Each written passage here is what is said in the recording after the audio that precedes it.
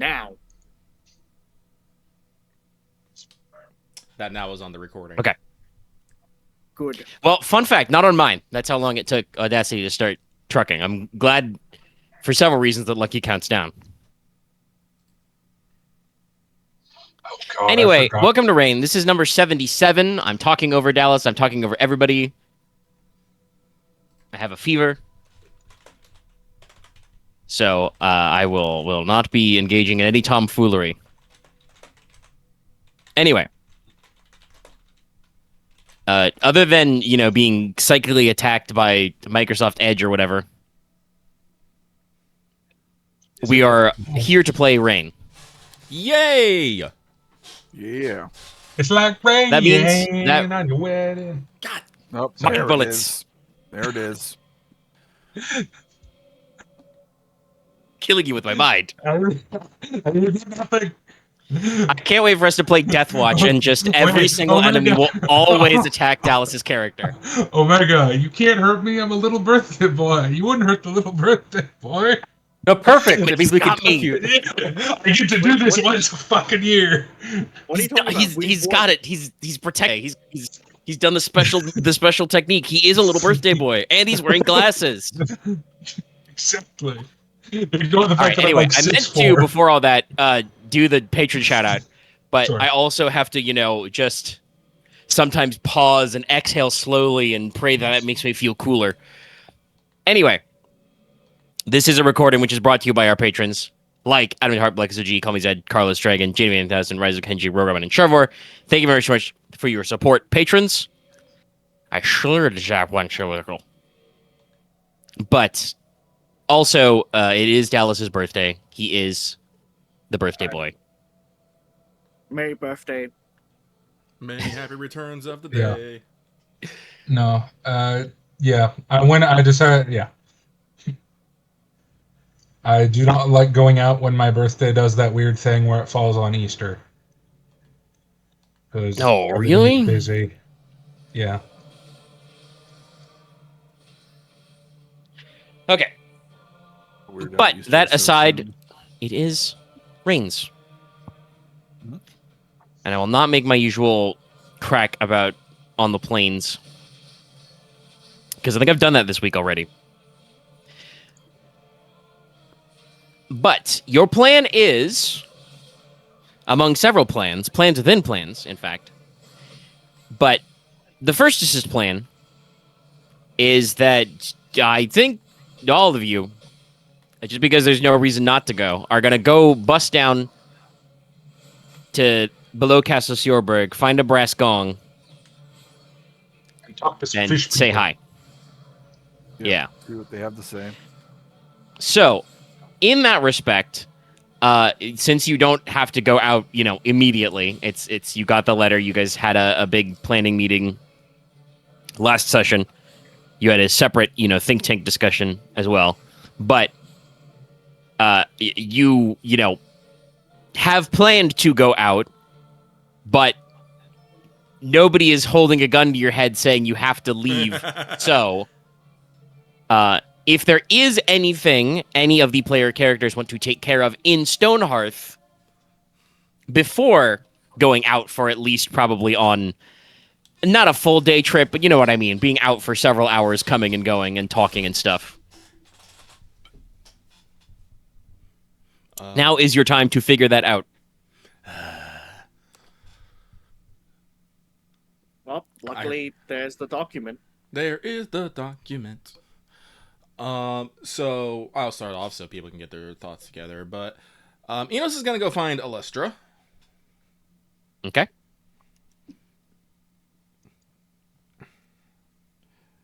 And ask her, because of due to certain complications that are happening between him and Nicola right now, if she would mind ministering over some his healing for the immediate future. Just to remind everyone, Eno still has 3 killing in his one arm, 2 killing in his torso.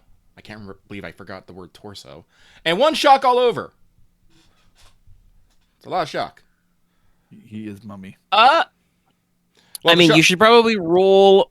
What is it? Body plus vigor, for your shock damage after a good night's rest. That is true. What is my vigor? I know I got some vigor. I got a little bit. We will vigor. start with Oh, a roll of healing for Alestra. I don't need to specify. that's a little No straight. matches, okay. 1, 2, 3, 4. It's the combination of my luggage. Okay, so that's 2 4s. I don't think height matters. So let me go to combat. Not maneuvers, damage. Actually, I was just- I really think healing should be its own header, but whatever. Okay. Can benefit from the roles of a healer.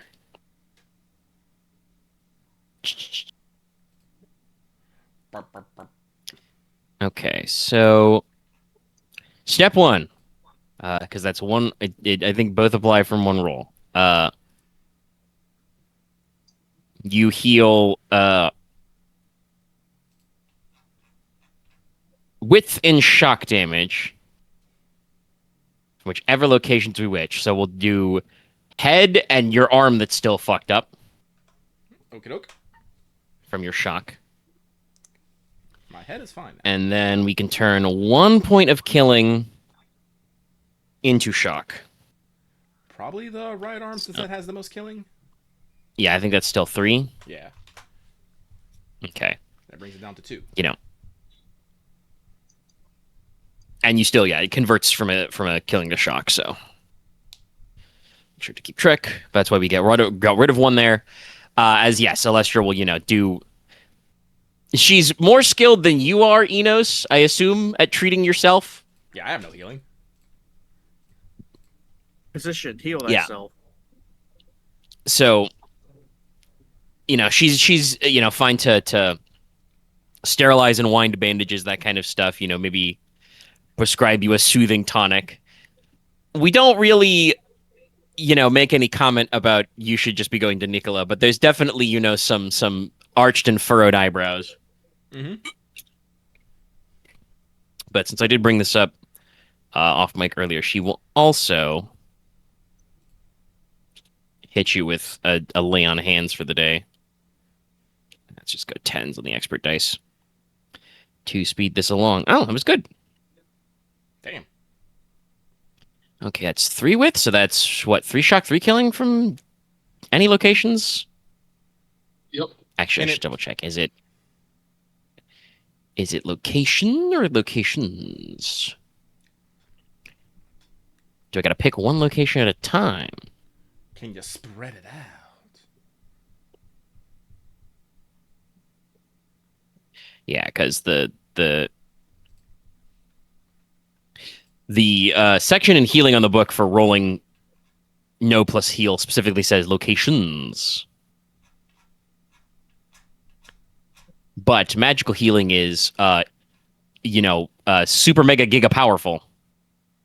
It just says target location. It says that the target Okay, location has so- no damage left. The body healing spreads up the body until the width of the spell is used up. All right, so how much you got in your arm right now? 2 killing, 1 shock. Okay. And your torso is also 2 killing, 1 shock? Yes. All right, I think the most efficient way to do that would be to lay on hands on your arm. So we will remove the 2 killing Mhm. and the 1 shock, and that should bleed up. For 1 killing. So and you would 1. remove 1 of the killing from your torso and the shock from your torso. Okay. Yeah, and then after that just leaves me with 1 killing in my torso and 1 shock in my left arm, right leg, and left arm. Yeah, so basically, after doing normal medicine, she also does, for a few minutes, some laying on hands, praying, and kind of, gentle healing light coming out of her hands. And basically, Alestra says to you, her sorcery seems to have taken care of the worst of the damage, but you still do need to, rest. And honestly, since now most of the damage is scattered in, your other limbs, she's like genuinely, so you should, see about taking it easy for a couple of days and just, relaxing. Maybe take another hot springs trip or go to the like mineral baths in Brinton or something, because you're clearly like exhausted. Yeah, I'm sorry. I paused there for a second to be like, would she know? And it's like, no, you didn't do Stain the Soul in front of her. No. And she doesn't know that spell, so I don't know if she knows explicitly, but she knows that you're like tiring yourself out in addition to also being just so gosh darn stabbed and bit so much. All It's right. Davey. All right, but Inos will thank you for her attention. And probably will mention to Alestra that with times being as they are, we have to put serious consideration into finding I wouldn't say companion, a guard. I guess a guard would be best. You can say a bodyguard. Yeah, a bodyguard for her. And would like to know if she has any particulars she would have about a said bodyguard.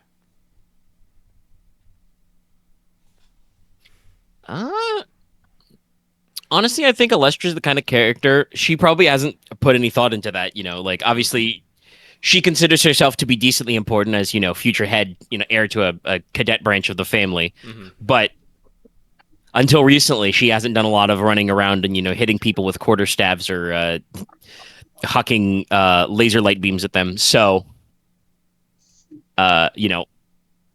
needing military escort basically has been a little out of her range. Mm-hmm. So, yeah, she probably doesn't know.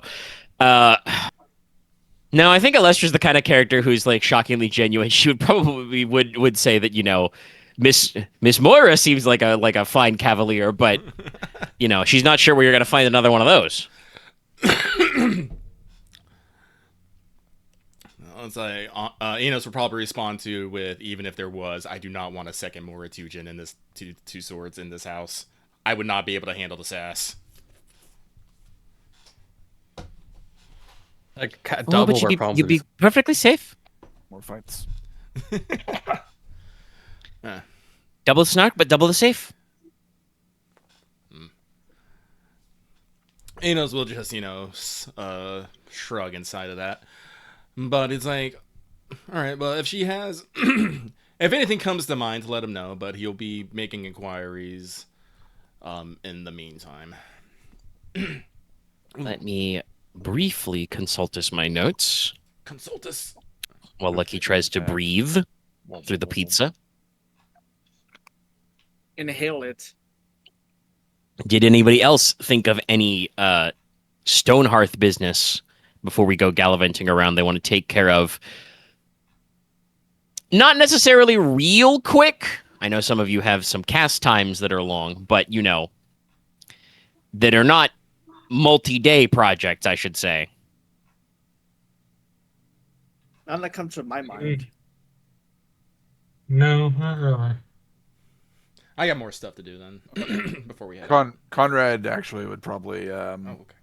take this time to go venture down to the blacksmithing guild and see if there's any work to be helped with.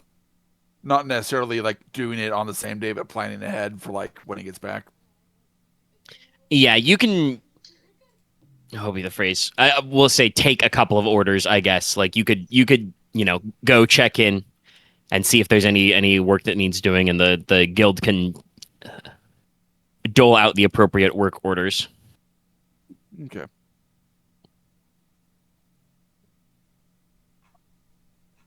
But I think that could pass it back to Inos then. All right. Oh, excuse me. No. Curse you, Windows. What is it doing? Well, I've tabbed out of Discord to look at my notes, and now I got to tab back in, but there's the unholy red light. Can never escape. Okay, I've successfully tagged back over. What I was looking up... Sorry, there's a separate non-plus. People are posting about rolling in the not literally posting about rolling, but they're discussing the concept of making rolls in the spoiler thread, not in the roll thread. And I'm just like, Obliterate them. Oh dear.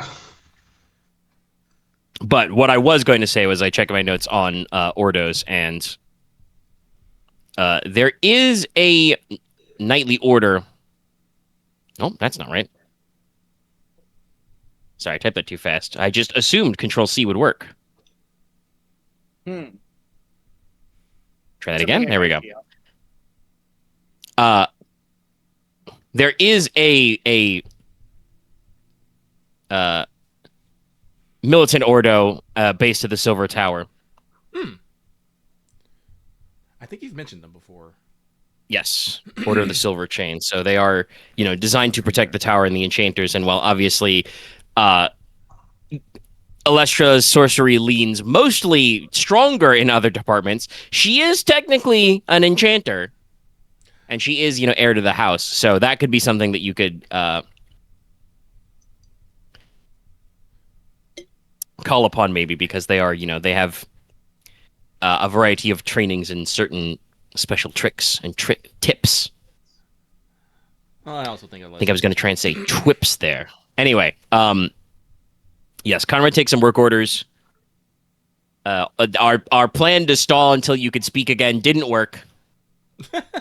I'll just so we'll have to soldier on. I'll have to soldier on. So, actually, that's a question. Does Leslok, does Logesh have an office or something that he spends time in? I mean, technically, wouldn't I have, like, my Justiciar's office or something? I don't think you'd really have, like, an office. You still live at the castle, so I think you might have a private study. Yeah, that seems like it'd probably be where he would be located. Honestly, yeah, it's probably the same for Inos, now I think about it. Inos doesn't have an office, but he has a private study where he does all his work out of. That's attached to his apartment, so it's probably the same for Logesh. Is it known that Logesh spends a lot of time in his private study, or is he usually out and about during the day doing stuff? I think, given recent events, he will be studying. Okay. Let me take a drink. Let me take a drink of water. Let me see if I can get some of this. Oh god, I can just feel the phlegm. Hydration check. Hydration check. Everyone drink something. You guys have fun. I'll be back. Slightly odd way to phrase that, but I guess he failed the hydration check. He failed the QTE. I'll be right back. We're gonna drink a dam. I'm gonna lean back in my chair and stretch my legs out a little. I walked to my kitchen to go fill my water up, but it's like, no, it's like I had it, but it was like only like 20% full. So it's like that's fair. That's fair. You look at it and go, you have to fill up. Hydrate. So, Inos. Actually, yeah, no, my arm is fully healed, so okay. So we'll knock on Logesh's private study door. Just a solid. Jeez, that picked up real well. I hope so. That was such a clean knock. I had to fight a very strong urge to go housekeeping. It's one of those kind of knocks you hear, and you look at your own door like, huh? Who? Now, luckily, my current door is kind of a cheap, thin piece of shit, so it doesn't sound that good. Audio listeners just immediately go, what? Okay, anyway, yes, Logesh will basically just do the enter. Mm-hmm. And Inos will, slide on in. It's like, cuz, do you have a moment? I have many a moment now, but yes. Sorry, I'm parsing that one in my head. Did you say I have many a moment, but yes? Yes. Okay. I know what I said. Ah, good. Excellent. I was hoping to speak with you on a couple of matters. Inos will just, glide into a chair.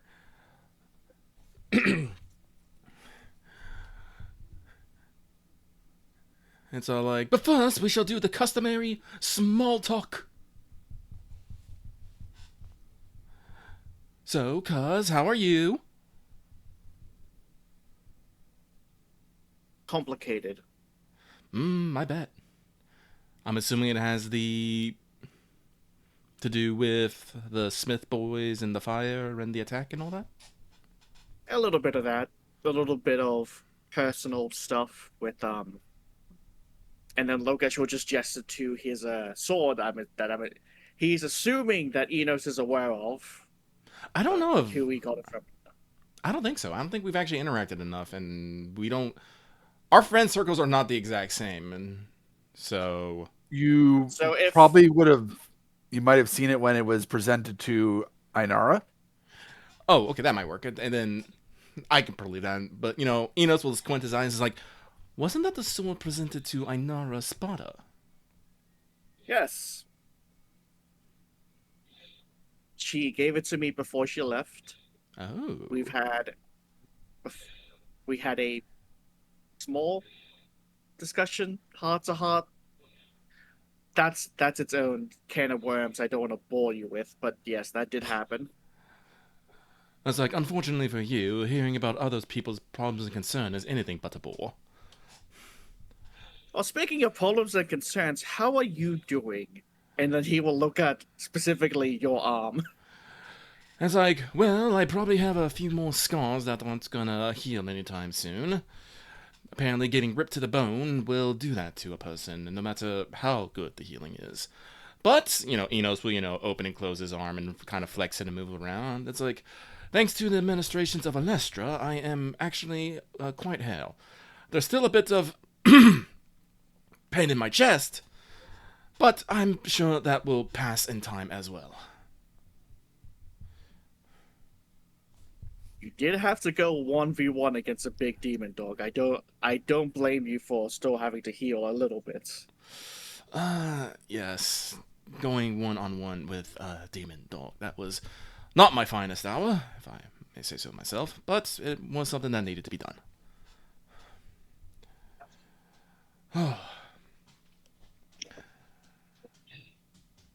So, with small talk aside... Oh, fuck. God damn it. What? Just what Aren said. Oh. Diamond demon dogs. DDD. But it's like... Greedy. Yes, with small talk aside, yes, there are a couple of matters at hand. First is closer to home. As with the attack on the city and the keep, the Smith boys, from what I understand, are pretty much kaput. While I'm pretty sure there are a few of the ruffians running around here and there, I do not think they will have enough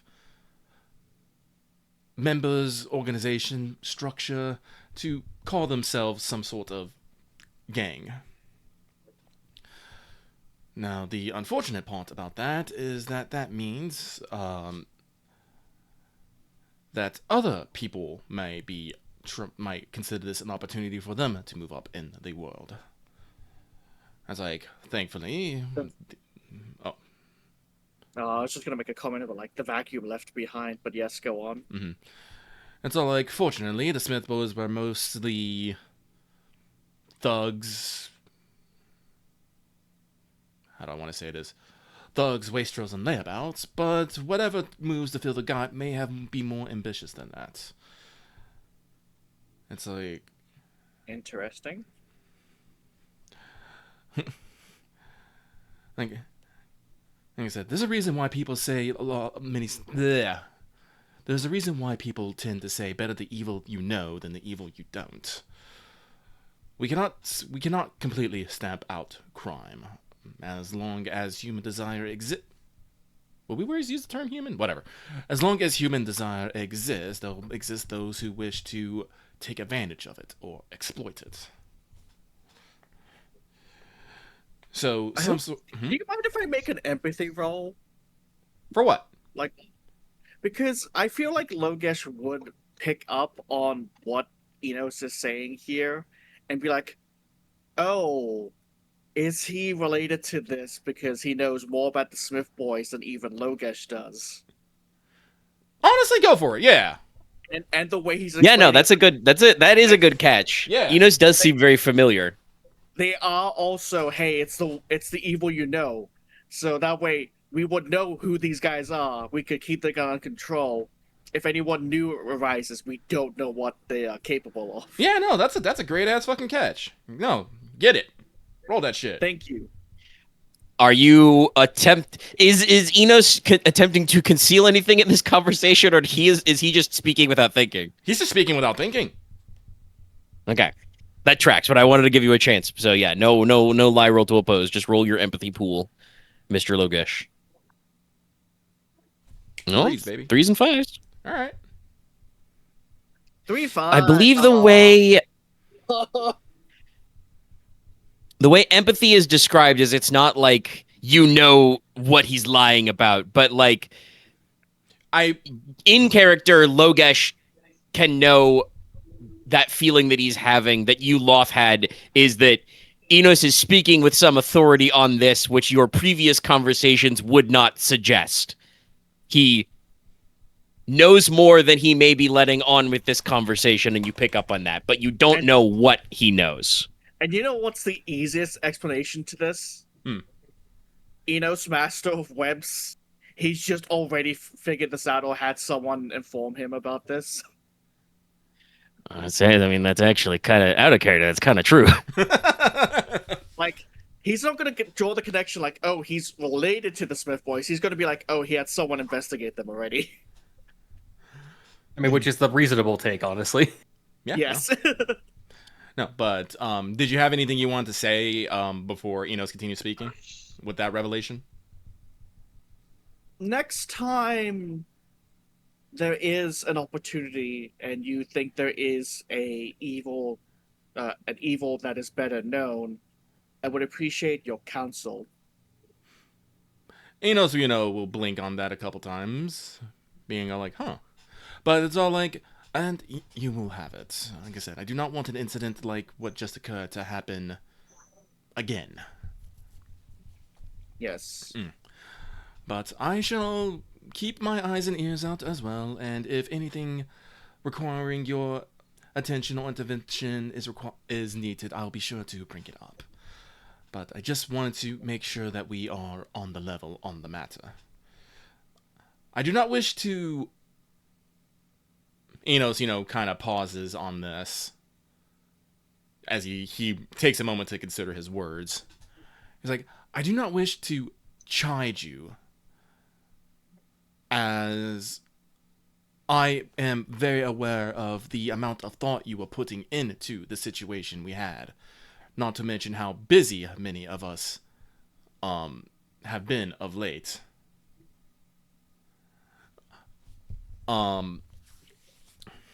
But when if such a situation was to occur again, I want you to know that you can rely on the rest of us here, and that you should not be so... Afraid is not the word I want to use, because you are not a coward, Logesh. Hesitant to seek out and use resources available to me, aka my family. Yes. It's like... No, that is correct. It's all like, I feel that many of us consider asking for help to be a burden on the other person. And if we're going to be frank, yes, it is. But that is what family is for. We lean on each other so that we all may share the burden equally. Well, I hope you understand when I say this, and I'm pretty sure you can understand when I say this, that it is... I will consider it water under the bridge. I was still holding a slight bit of childish aggravation towards you, which is why I did not seek out your counsel earlier. I am not opposed to admitting that, and I will also admit that during the festivities, or summer court, I was distracted because I know our spotter was here. I had like a whole chance and everything, so I understand. I will You're say, bringing up very valid points. I will say on the matter of Inara Espada, your duel with her was, I almost want to say legendary. I do not believe I have ever seen blades move so fast in my life.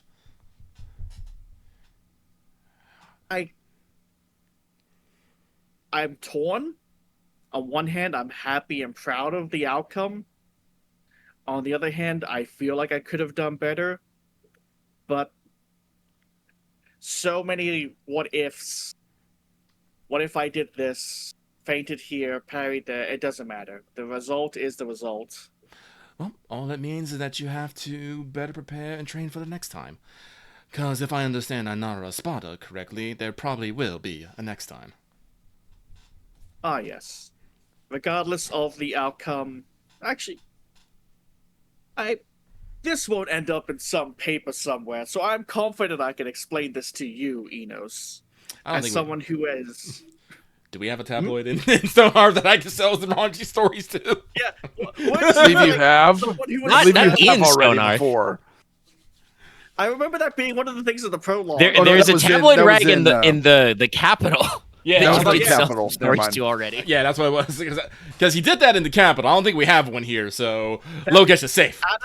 Out of character, that's why I'm making this joke. It's like, so I'm confident I can tell this to you, Enos, as someone who is aware. Not aware.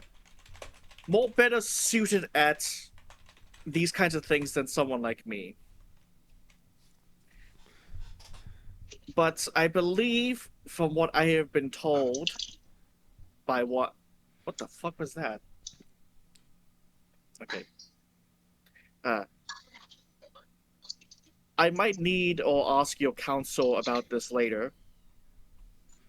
Especially considering I'm not sure if I can rely on the advice of certain other family members given recent sauna conversations. But I believe Inara Sparta has confessed that she may or may not see me as the same way I see her. I'm sorry, Loth. You're gonna have to repeat that last bit for me. I had to step away for a super quick moment. I know. I'm sorry. No!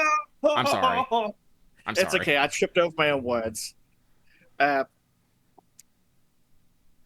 summarize, Logesh is explaining that he believe, or like the way it sounded like from memory, is that Inara Sparta does not see him romantically as much as he does her. Inos, crosses his legs, crosses his arm and puts, his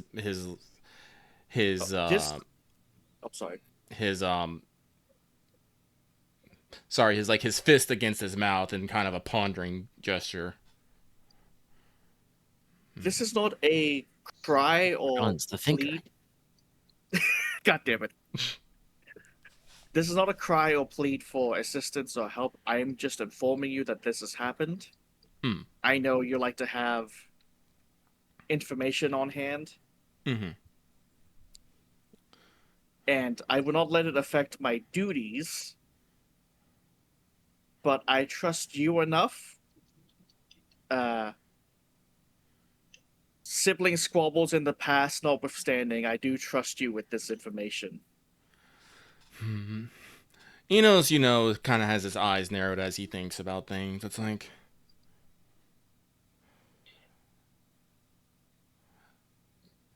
he said, I cannot claim to know the heart of Inara Sparta, nor can I claim to know the heart of you. But as long as she straight out says there is no chance for romance, there is always the chance that a spark of romance can bloom at any moment, at any time. And so, like, unfortunately, I do not think it will spark if she is not with you. So, at the moment, I think we are going to. I think, if you may take my unsolicited advice, the best thing you can do right now is prepare yourself to be the man that you think Ainara Espanta. Bleh. Fucking hell. Be the man that you think will impress Ainara Espada. Fuck, Jesus, why was that so hard? Espada. Espada. Sean. It sounds like the kind of thing one of the teddy bears from Conker's Bad Fur Day will yell at you. Espada! Espada. It does. God. I love Conker's Bad Fur Day. It's so good. It's so bad, but it's so good. I fondly remember that weird cutscene. It is one of the I think it's one of the only video games I've ever played where I actively hated the gameplay. But the humor, like, no, genuinely, because I hate games like that, because I'm awful at them. Like any kind of 3D platformer. But it was just so funny at the time for me, because I was like 13, No, that I played through the entire thing even though I hated it. I get that. All right, but yes, but Inos says that to Logesh. I would take that under consideration. And then with that out of the way, moving on to the final matter, I actually need your expertise in law, Logesh. Leans forward. Okay. Like, as you may know, our Marquess is being very proactive in the improvement of his lands. And while I do not disagree with his decisions, we are starting to stretch ourselves rather thin. I was actually hoping that summer court and the influx of traffic would bring an influx of new settlers and whatnot, but unfortunately the attack and the fire has seemed to scare them away. Like, as it is, we are currently working on improving the roads, building a new seafort. We have to rebuild an entire district of Stonehearth. Konrad has his castle being rebuilt. We are planning on reopening the Shadow Pass, and on top of that, we're gonna rebuild 2 wayforts in a port city. While we may have the money for such an endeavor, and while resources, while slow, will come in eventually, we do not have the manpower, frankly. Yes. And unfortunately, as talking about evils we know and do not know, if we were to enlist help from outside, for every... Oh, how would I say this? For every 50 people that we brought in, 5 of them would be crooks and criminals. And a single crook or criminal can ruin the efforts of 100 people, nay, even 1,000 people, if they are so inclined. So, what I would like to propose is that we offer, when we do make the agreement... I forgot that that's the last name. Yeah, it doesn't bring up a lot. So I would like to propose getting workers from a different source. I am not entirely sure the population numbers in the Fog Vale, but I am pretty sure that once we arrive in there, they might be able to free up some people for works and labor. Like I said, I do believe we would consider having them work on the wayforts in the port and other such projects. But if they are so inclined, I think they should be able and allowed to travel on this side of the mountains and work over here in certain projects. I mean, it would help give them skills to help rebuild their area a lot more. Indeed. Like I said, we get skilled laborers, they get knowledge and techniques. The problem is I do not know exactly what our labor laws are, Logesh. I am assured that we should pay them a fair wage, as is the right due for fair work. But we are in a interesting situation. I was hoping that you could pursue the law books and write down a proposal that would be able to explain to the Vale folk such an arrangement. Okay. Okay. Yeah. I can look at what we've got available, see if I can draft something up, look for any loopholes available that isn't explicitly stated. Something that can benefit both parties without being too illegal or too out there. I think that would be best. As we have stated, our goal is to treat the Fog Veil as equal partners in this arrangement. So, Yes. right. Then, when you have completed such work, please bring, if you wouldn't mind, inform me or the Marquess of such a thing. I do not wish to put a rush on the matter, but I think it would be best if it was completed before we actually headed out to the Fog Veil for the initial meeting. Well, good news. I don't have to worry about anything related to Summer Court or the Smith boys, so yes, I should have free time. Excellent. Then I think And that is it. I'm not worrying about having to court a lady, so that's also good at the moment. I'm hearing you have a surplus of free time then. That is most Yes. excellent. But I do believe that is all the business I had for you. Anything you want to ask of me while you have my attention?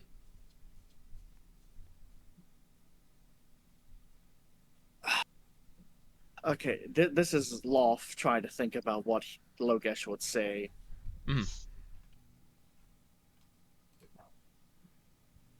In case I wasn't clear enough, I just wanted to say I'm glad that you're all right after your confrontation with the Kerberoy.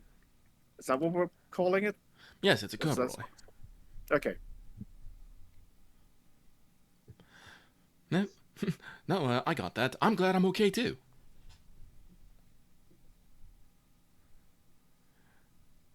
No, it's you know, there's been that animosity between us, or at least I've had some animosity towards you. I'm not sure if you've had any directed towards me. So it's more so just me trying to reconcile with my own inability to be more mature about it. Inos kind of snorts at that. Maturity is overrated. I am the oldest of us. Maturity is overrated. As long as you can do your job properly, and your personal feelings do not get in the way of your work, I think it is all fine to nurse a grudge or two. And it's like, Oh. Sorry, that does remind me. Would you be interested to know how much that diamond you gave me sold for? actually, yes, tell me. In terms of games, I'm pretty sure we already know that, but in character, Logesh would explain to Inos how much that went for. Inos would nod. He's like, sounds about right. I did put some effort into that diamond. But as I was saying, I think a good mind is, excuse me. I did not mind your animosity, Logesh. I did not brush it off. I did not brush it off, but neither did I let it get to me. Like, your feelings on the matter are valid, no matter what anyone else says. Whatever feelings you feel about a subject are valid, no matter what anyone says. Your mind, body, and soul are only yours, and no one else's.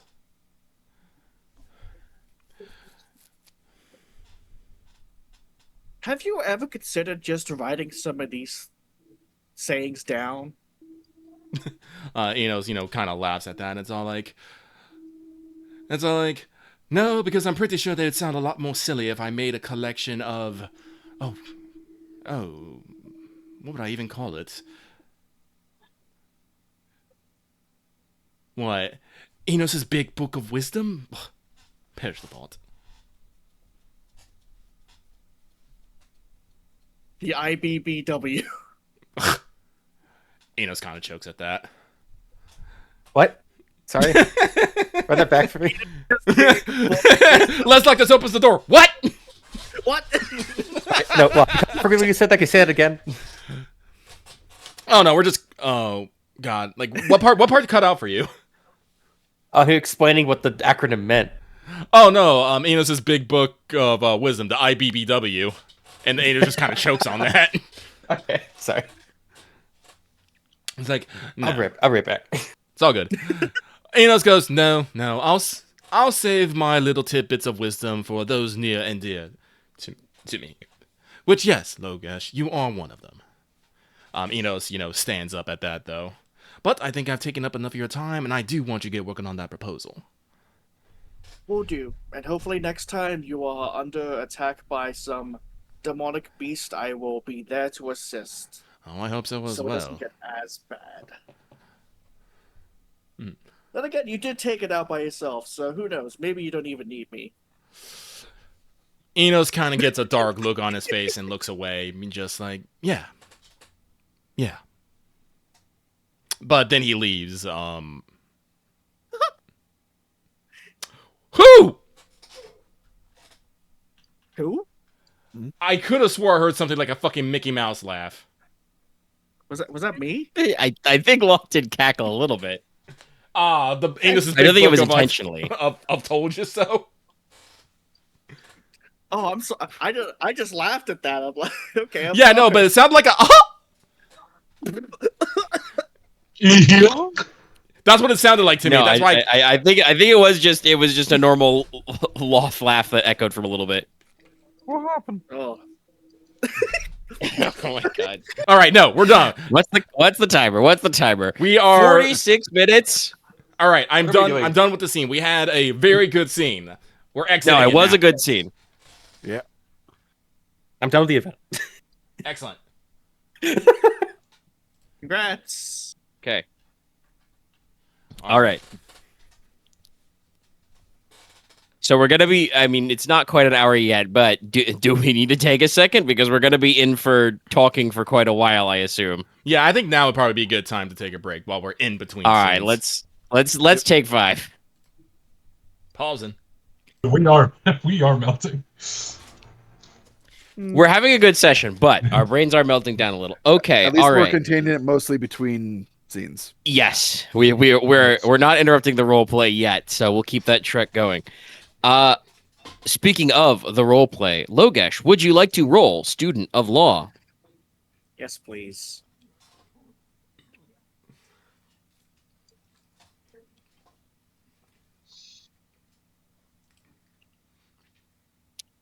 Oh, sure, little 4s. I did, yeah, 3 4s. Write that up quickly. So, just like an overview, I was doing a little bit of back reading while we were discussing it in scene. Yeah, basically the concept of the quote unquote labor law doesn't exist until like the 1900s. Oh, really? Oh. Yeah. 1920s actually.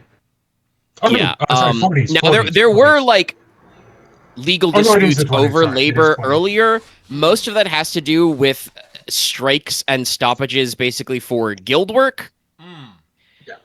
And you're just specifically just talking about daysman, which is an old school term for a day laborer. You get paid for heavy labor one day at a time, kind of a thing. There are a decent number of iterant hands to hire. There is always a need for unskilled labor, so there are a certain number of them kind of rattling around. You can, of course, levy, indentured servitude or peonage as part of a criminal fine. Like, hey, you owe the state X number of money for your offenses. Sorry, my chair tried to roll the opposite direction from my microphone for a second there. Okay. But, I mean, you're talking about would there be any legal restrictions, Yeah. And it's like there's not really like laws necessarily to protect or defer laborers, but there are obviously like common what's the phrase? Like common law protections for people, As far as for Generally if you're doing day labor, you're basically working, from sun up to sundown. Mhm. unfortunately, because Google searching is kind of ass, I found a lot of not directly related bullshit about. Apparently, there's some kind of urban legend about medieval laborers only worked 150 days out of the year. That's specifically talking about farm labor. Yeah, because during winter and summer, you don't work the same way you work in planting and harvesting season, but it's also not. That's like a bullshit, return to tradition thing is in the medieval period we only worked for 150 days a year. No, not how that worked. But that irritating me aside, yeah. So if you were looking for day laborers, daysmen, that traditionally they're working, day to day as long as the job requires. They usually probably take a day off. I'm psychically attacked. I'm trying to figure out what the hell that sound even is. I think it's a Dallas, rapper. stop touching your paper or moving your straw or whatever. There you go. Thank you. I apologize when I tap my mic arm. Sorry, I thought it would be a non-issue. Dallas, I've been on microphones with you for I don't know, 7 years. You really got to learn better, son. You got to learn better, brother. That aside, yeah, I think the podcast was going for like 8 or 9 years. Yeah, it'd be 8, wouldn't it? Yeah, because we're 2 years behind FGOJP, so we're coming up on the 8th year. Ooh, okay. Anyway, no, it'll be even crazier when it's FGONA's 10th year. Then we gotta come to terms with that one. That aside, yeah. So basically, you're looking at 2 sources of day labor. Mm-hmm. Is Logesh determines. You've got hiring iterant laborers who are expected to work basically sun up to sundown. They get paid by the day for a full day's work. And you always have some of those rattling around. But there's, as Inos did kind of point out, there's not really a good way to create more unskilled laborers. That's kind of the reverse of how that usually scales. I guess you could demolish a couple of trade guilds and that would reduce training. But no, if you're talking about the basic day-to-day labor of put rock in cart, move cart, take rock out of cart. What you call it?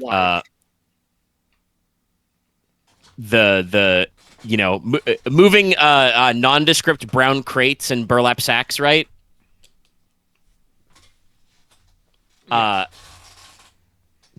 You've only got so many of those you can go around.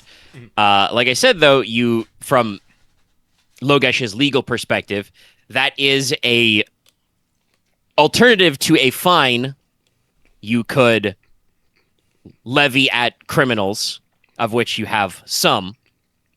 So you could, specifically be moving debtors from either just languishing in debtor's prison to talk of their sentence or whatever else they do, to specifically they can contribute their fines in the form of labor. Also, just to point literally out, called there are still no laws against putting prisoners to work, or very few. Actually, laws. true. Yes. I mean, I'm okay with that. The 13th Amendment doesn't protect that. But it's just one of those things of there's no because we're still on a guild-based system, there's no standardized governmental work week. If you're talking about skilled laborers, like the actual stone masons, the guy who's have to quarry and cut the stone, that's being put into construction, the carpenters who have to measure and cut the timbers, those guys' hours and pay rates are all set by whatever the guild thinks is a reasonable standard. That's less law and more politicking.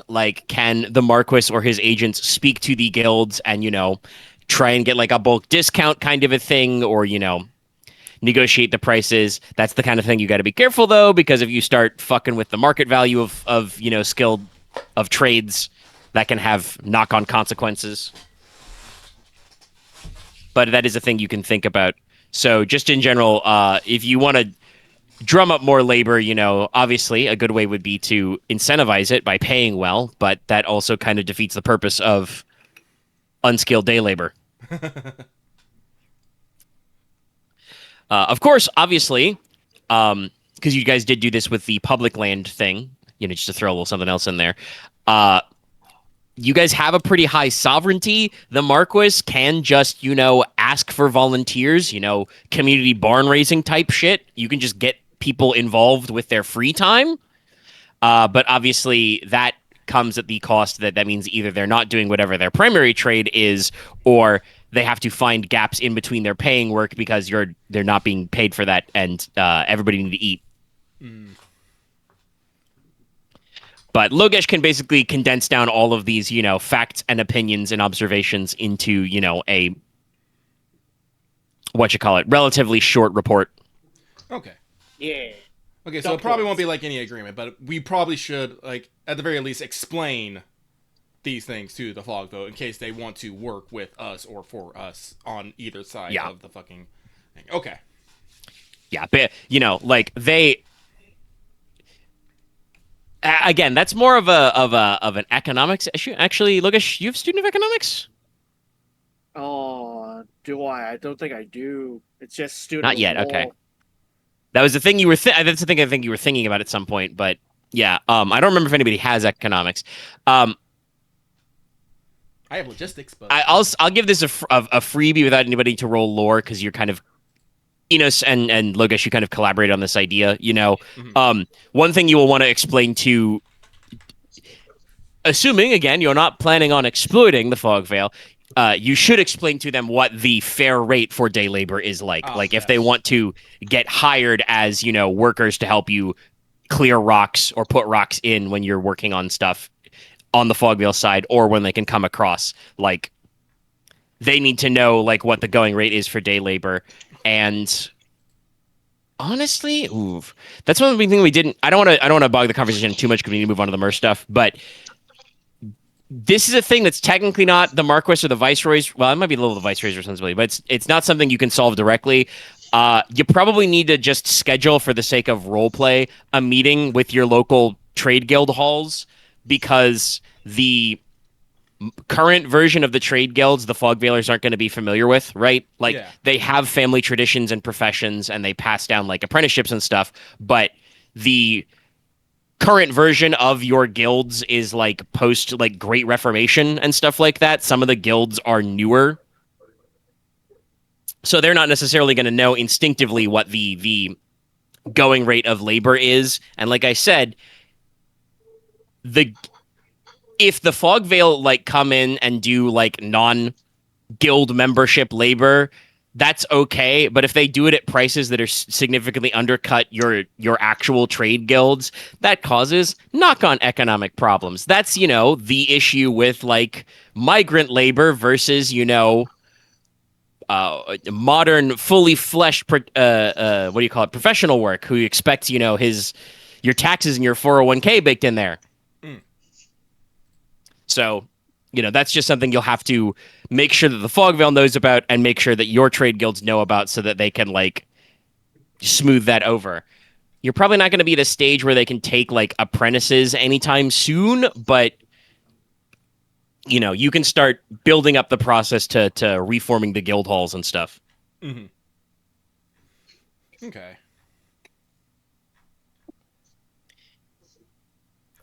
All right. With that said, I think that is most of the stees we want to do before leaving Stonehearth for a little bit. Yes. Yep. So let us... Actually, that's a very good question. Do I have a... No, okay, we do not have a indent for Myrrh, so let's do it.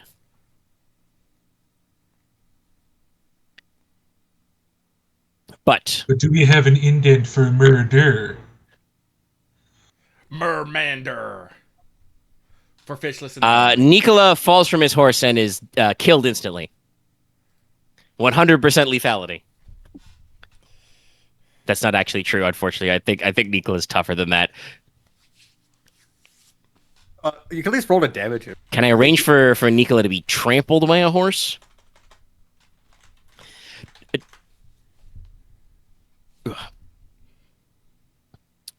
But that aside, you guys are going to pop down to Castle Sjorberg. Put this like this. Yeah. So I'm organizing how I want to keep my notes. Okay.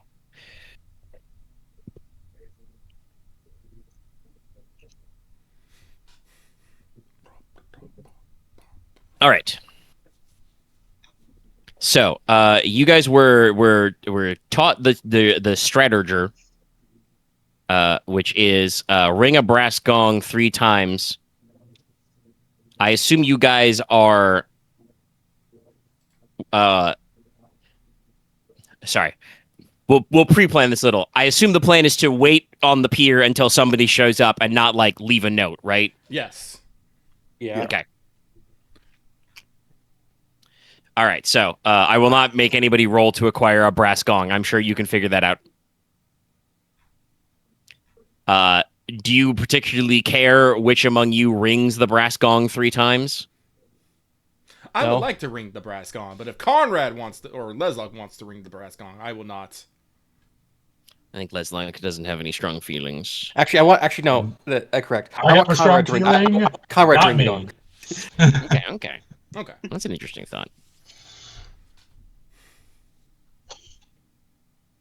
If Inos wants to, I'm fine with that as well. You are the one carrying the relic after all. Very well then. Yeah, because yes, I am bringing the Well, I mean, actually, that is one thing I did want to double check. You're bringing the pearl with you so you can return it. Yes. Okay. Do we want to bring the tablets? It's another question. That was my next on my list. Do you want to return the tablets? And we wrote them down. Yeah, probably. God damn. Okay. I will bring the tablets. He'll bring the tablets, but as soon as he said it, the first thing, literally the first thing. Return the slab. By the way, I said that before I saw the alert in Discord that there was a new post. I said return the slab before I finished tabbing over. I'm like, I know what it is. Logesh, do you want to give back your freaky fish spear? Yes, if we're gonna go try to do some relation building, yeah, might as well Yeah. give it back. Okie doke. Okay. Maybe remove. All right, good. Okay, that bones. covers I think everything. Not literally everything, because I think there was a bag full of cowrie shells, but I think you guys are pretty confident that's not a deal breaker. No, there's technically one other thing. Aurelia's coral sword. That's not theirs. Oh, I'm also right, it was the pretty other guy. sure didn't. That was Seal That was the Holds. dude who. That was that Sealand. was the dude who. I'm That was the pretty dude sure who that liked the murders. that I forgot about Enos had her put it back. I think I did. No wait, I think we took him. I think we took both the swords and the No, yeah. shield. We let her because- take the sword for sure. Well, no, she didn't keep the sword because she. No. But That I was think we- the thing Enos asked about. And it's like she just felt like it would be a useful device. in that moment, And it but was. I think we took them because we were gonna like display them because we're collecting yes. items and stuff for our fucking museum. Well, make sure to take some more mental notes on that one so we don't forget that one next. Oh no, I got some notes. We got a fucking merfolk skeleton. We got a fucking not merfolk, a sea devil. We don't have the merfolk skeletons. That'd be very, very gauche. No, you've left those guys where they were. Okay. Yeah. All right. So you guys go forth. On the trip there though, Inos would like to have a quick moment with Konrad though, if that is okay with everybody. I have no complaints. It shouldn't take too long. How we going there? Horse, travel, carriage, foot? I would assume carriage or a horseback. It depends if you guys want to how you want to ride, I guess. Well, let me ask. Carriage How's sounds Konrad? good. Excuse me. Probably carriage. All right, then Inos.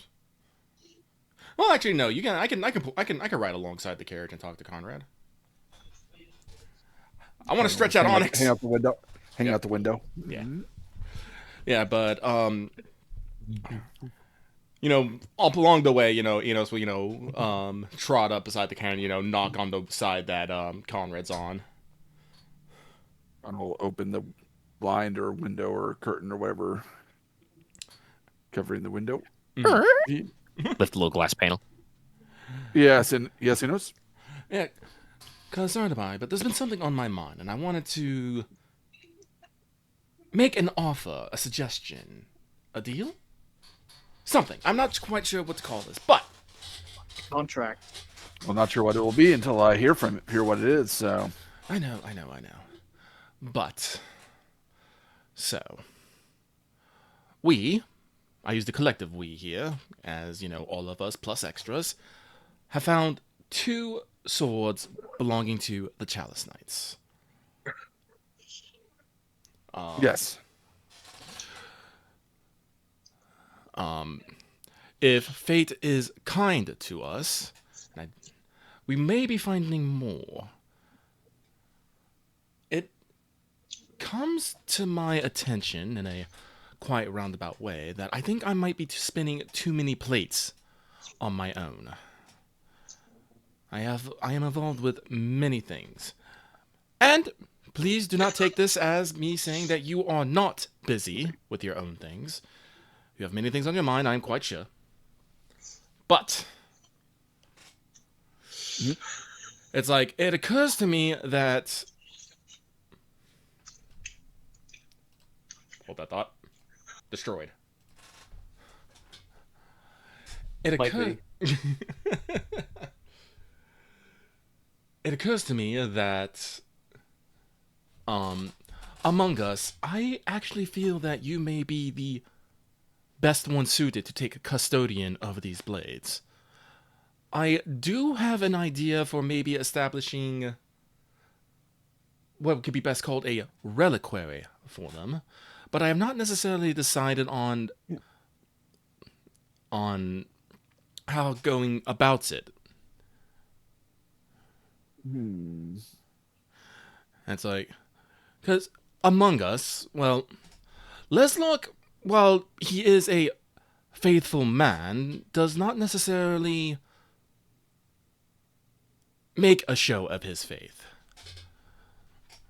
Logesh seems to not think very much of faith in general. Nicola is a very faithful man, but he is also not one who is familiar with blades. I am very pointedly faithful, and not in the same direction that everyone else is. You, on the other hand, Konrad, are a man of good faith who practices said faith, and is one who is actually quite well versed in swords in both the creation, upkeep, and use of them. So, as a man of both faith and steel, I think it would actually be, well, quite poetic if you were to take the blades into your custody, create a reliquary, and,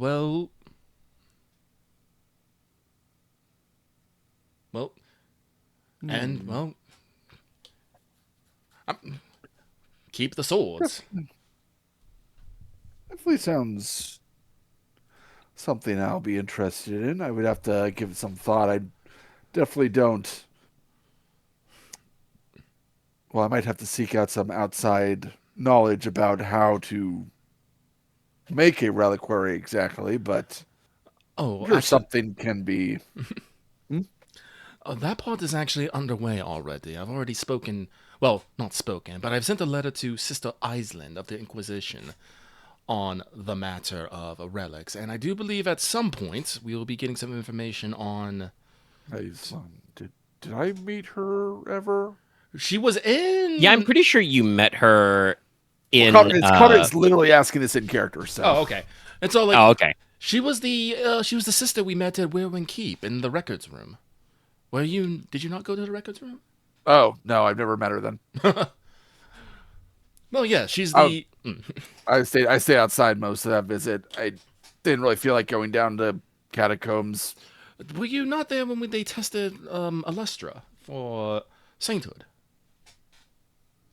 I don't think Don't so. actually think Konrad was present. Yeah. I think that was you and brother only.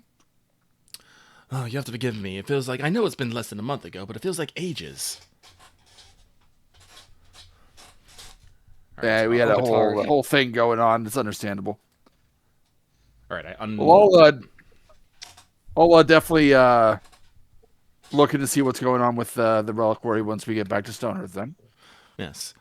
It's like, if you don't feel like it is something that you wish to do, it is no matter of all. I just do believe that you are the best suited for the task. If you offer it, we can bring it up to the Marquess and try to set it up.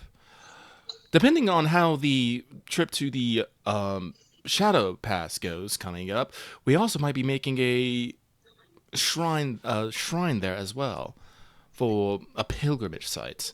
If you were to open up, if you were to have a reliquary for the sword, you might be able to set up your own pilgrimage site and increase traffic of the faithful to wherever it was set up.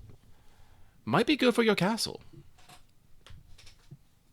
Maybe I'm not totally against it being located somewhere in Stonehearth. It might, mean that I actually have reason to come back to Stonehearth now and then. With soon I'll have a castle to take care of and men to command around. Good to have other reasons as other than just family business to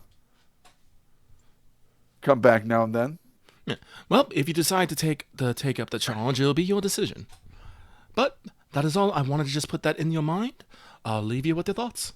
And Sienna will, kick the sides of Onyx and, move ahead.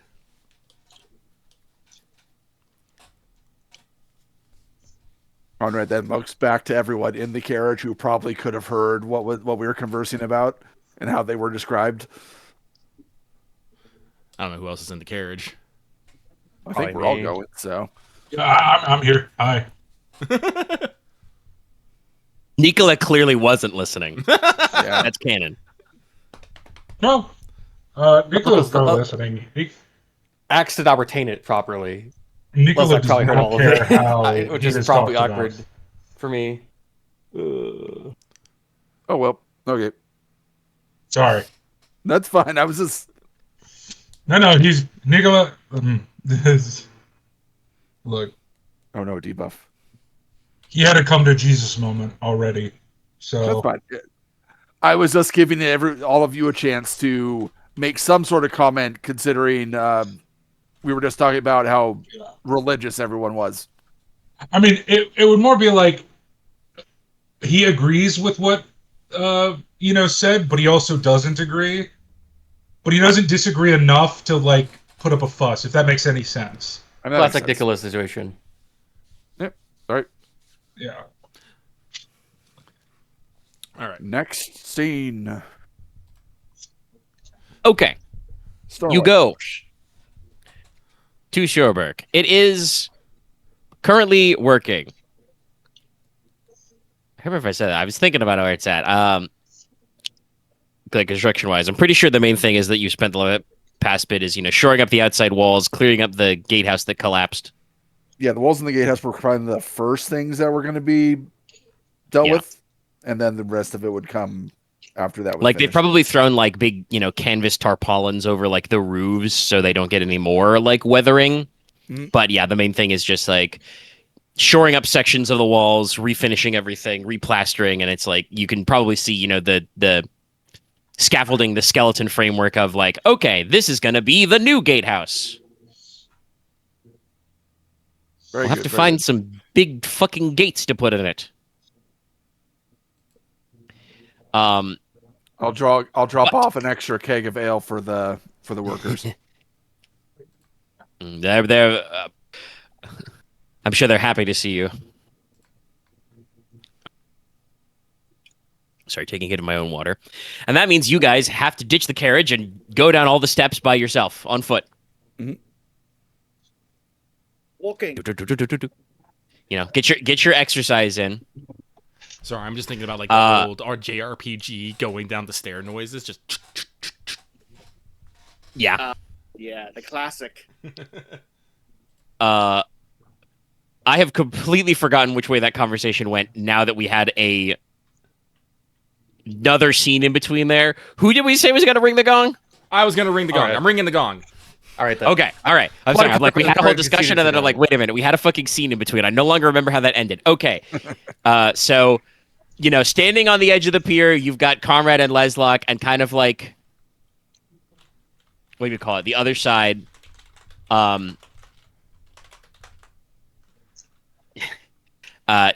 slightly behind to the side, you've got Inos, and you've got Gong. I don't even know what you call baton. I guess like the thing you use to ring the gong, but. Bwah, I know it's something, but I can't remember. bwah, and then we just chill. And then probably within, I want to say like somewhere in the 5 to 10-ish minutes range. Sorry, I leaned back to like LARP, a face sticking up out of the water, but that the sound quality isn't good there. I thought about it, and then I was like, wait a minute, no. But a little, fishy face pops up. They do not fully emerge. But you can see kind of like the telltale features of a mer, kind of sharpest nose. So I'm just shaking my head at that guy. He's fallen asleep in his chair, and he's still fucking hitting me with I wish I could. zonk attacks. Dude, I'm Anyway. also melting. No, Loth's just tired. I'm like I said, You know I'm what? actually I'm just gonna melting. I'm like stand. fucking overheating. Standing might help me. That might help you. Blood. Anyway, this guy, he's not that important. He's literally a spear carrier. Actually, Okay. not exactly, but doesn't give his name, but does say basically like. And I should say, as a little bit of role playing note, I'm not going to put too much effort into voicing this character because I think my wetware CPU will short out. But he basically says, hello, I am a sworn spear is the phrase he uses of Lady Rutika. He's like, sorry, it's a little casual. I don't know if I'm killing the mood, but my only instant is just been like, he's like, hey, are you guys the blood of Logi? Yeah, we the blood Cool, Logi. thumbs up, be right back. So yeah. He's like, cool, thumbs up, be right back. Bloop. Pops back under the waves. Shows up, Good. shows up like one of the people waiting at the airport with the signs, "Blood of Logi." Yeah, basically, and then just blubs back down. What I did want to say was that, like I said, I didn't want to make that rando take up too much character space, but the I think this is the first time most of you have heard like Mur speaking out loud. He spoke Cronish pretty good. Cronish? Jeez. Cronish. But there is a little bit of a like resonant quality to Mur voices. A little bit of projection. It carries pretty good. Like some of you may have been thinking they might be kind of like like or maybe a little raspy, but no. Good lungs, good enunciation. So next, after another 5 to 10-ish minutes, another Mur, pops up. I said that last one was a guy because the voice sounded male, but you really couldn't tell from a distance. This is probably what you would call a mermaid. She is a Mur lady. A lady Mur. Lady of the Mer. Probably, raises herself to like at least, waist deep out of the water. Powerful. Yeah, well, this is the Mur. They do that. I think they get a free Master Die on swim. They're pretty good swimmers. They're pretty good.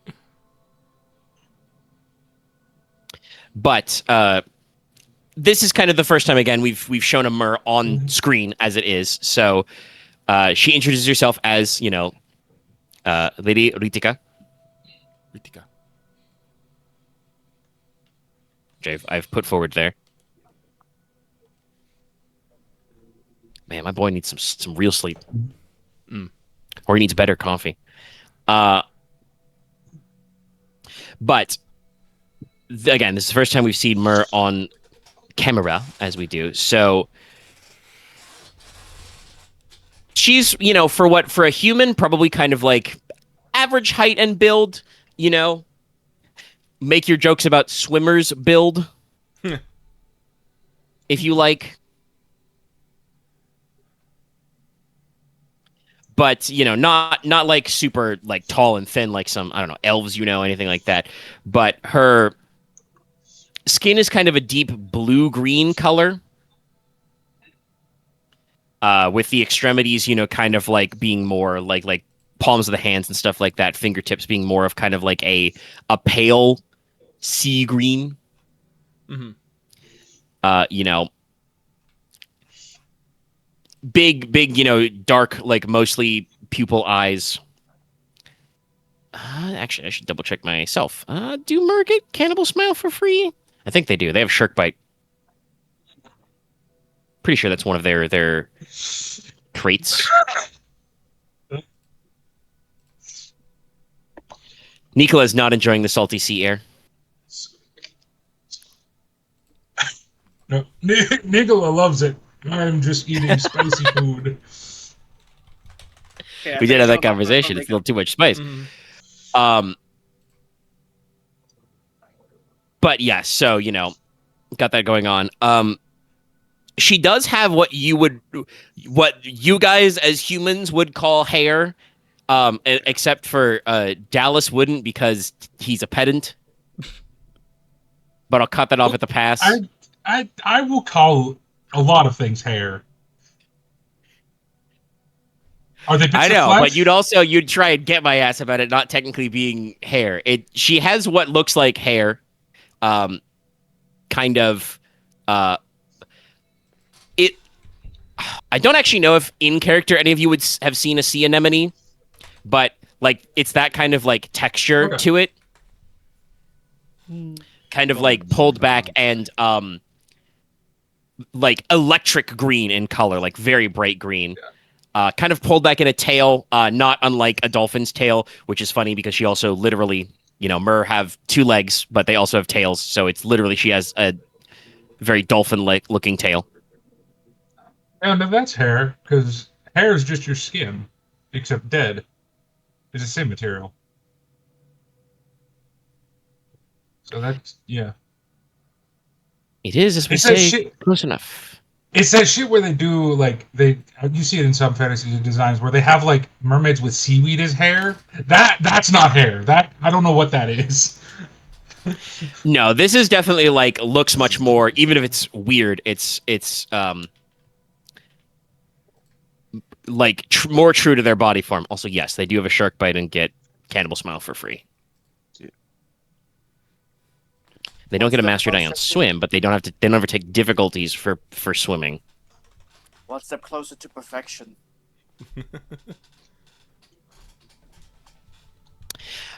I mean, I don't. I'm.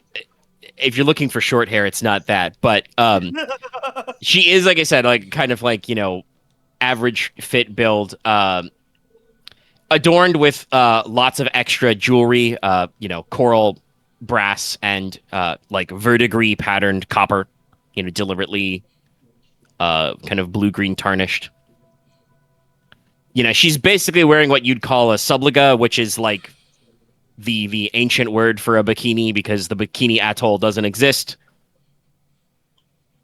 But like, bathing or swimmers' underclothes made of sea silk and a couple of extra like, straps or like slings, harnesses of shark leather to hold, diver's knife at the thigh kind of a thing. Get a couple of shark leather pouches kind of a stuff, Mm-hmm.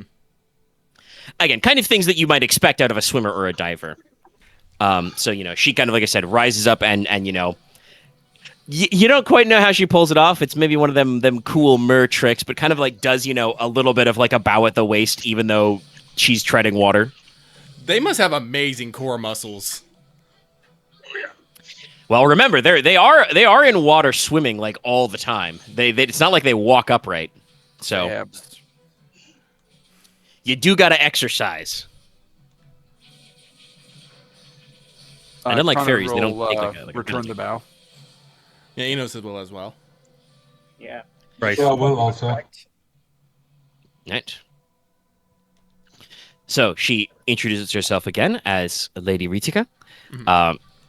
She explains that she is a envoy of the Council of Currents. Okay. She has been sent by the council to. She probably, hems a little about the language, but like they're here to survey what you know as Lorelei Rock. She would say that the name in Mer is hard to pronounce above water. It means something like Starstone. I can definitely see that. Yeah, makes sense.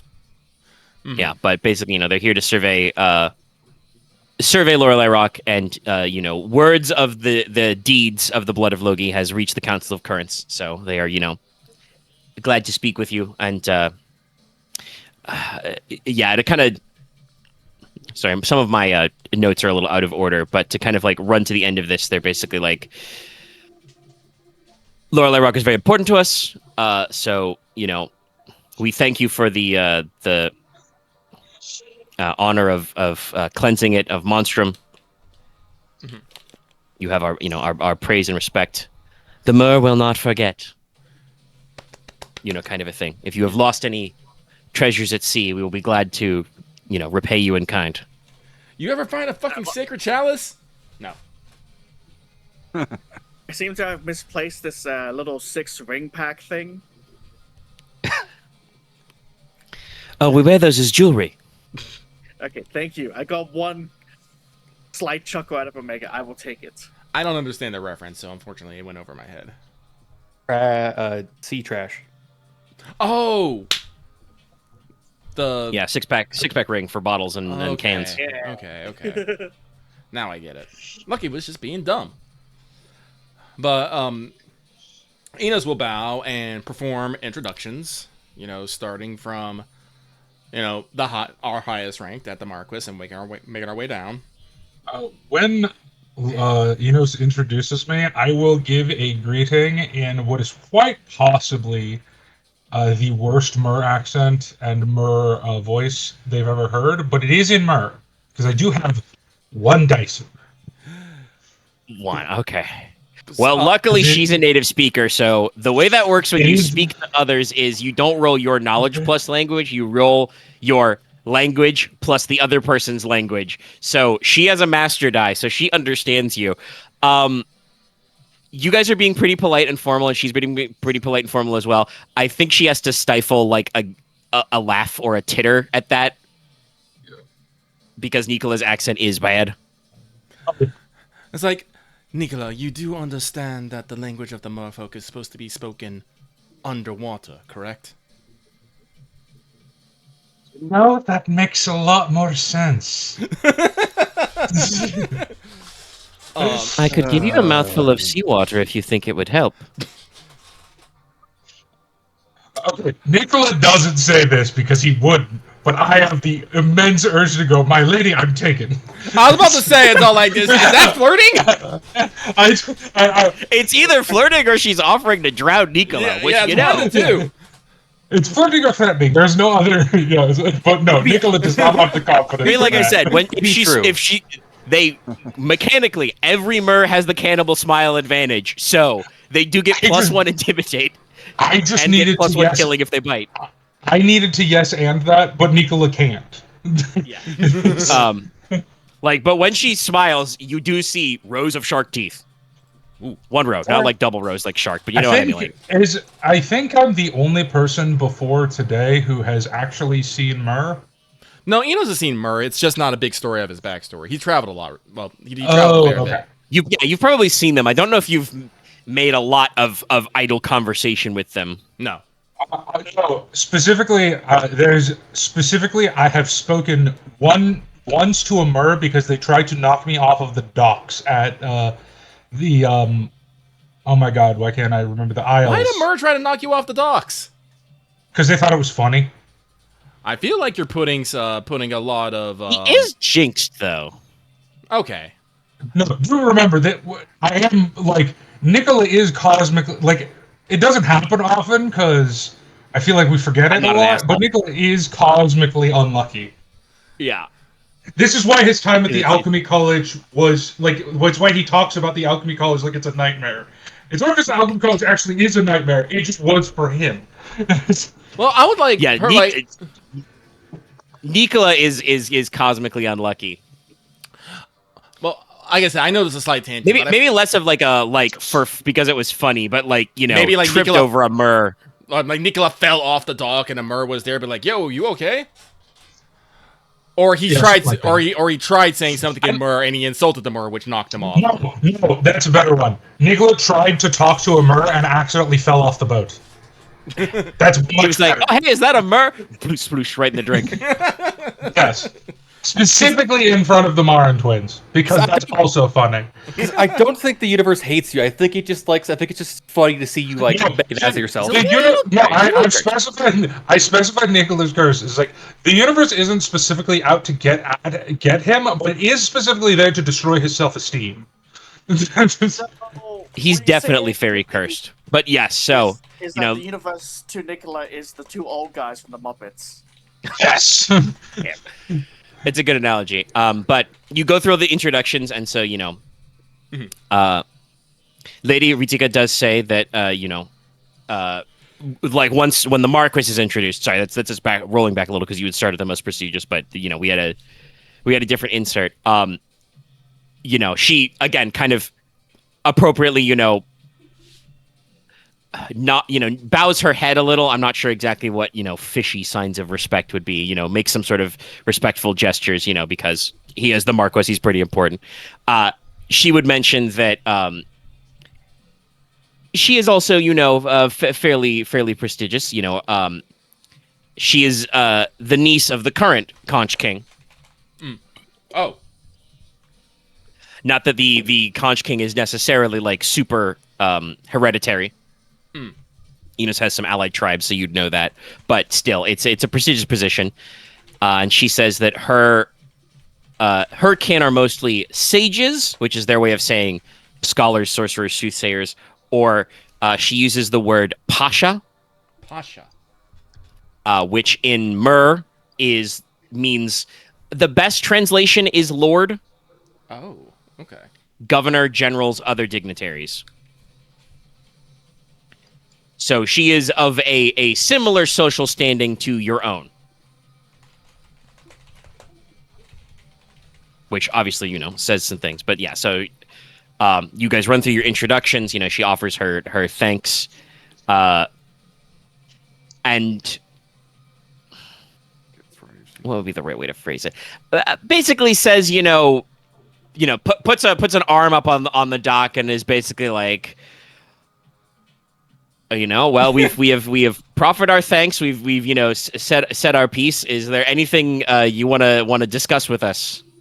I'm sorry, you just say put her arm on the dock, and I'm just like, she just leans over, winks at us. How you guys doing? I first thought was get in, loser, we're going swimming. I did not think athletic competitions were on the agenda. Well, not today, unfortunately. But no, it is more a matter of information and a returnal of a few things. Like I said, everyone here was a part of the. Do I want to call it expedition, adventure? You can call it expedition if you want.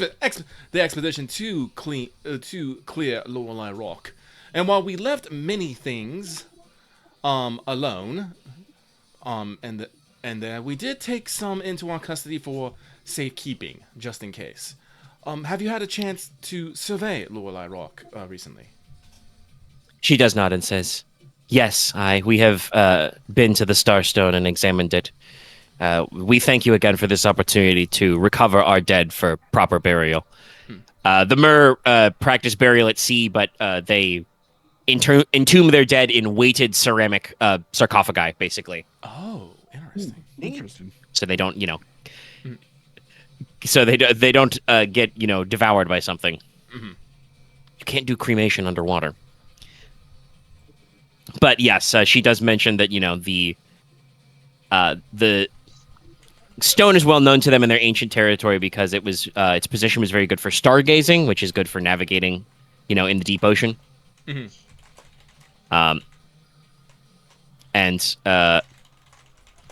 she would probably summarize the history as she knows it of it, which is that it contained a sacred spring, which you guys have seen. I think one of you even sipped from it. Might have healed a little shock damage. I did. Yeah, and had some ancient carvings and diagrams, which you guys are familiar with. And basically, she says that the Mer account that they lost it several hundred years ago when the current Pasha was killed by the monstrum. His daughter made a final stand with her sworn spears against the Sea Devils, and the place was lost.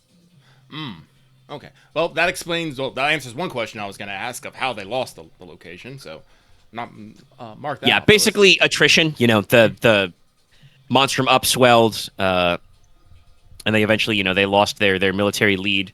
The Pasha's daughter, organized an evacuation and then a final stand resistance to protect their relics that couldn't be moved. And then, and she's like, what? Maybe a little coy, but trying not to be rude, to basically be like, well, what relics have you recovered, maybe? Oh, well, before that, Inos wants to ask, did they not ask for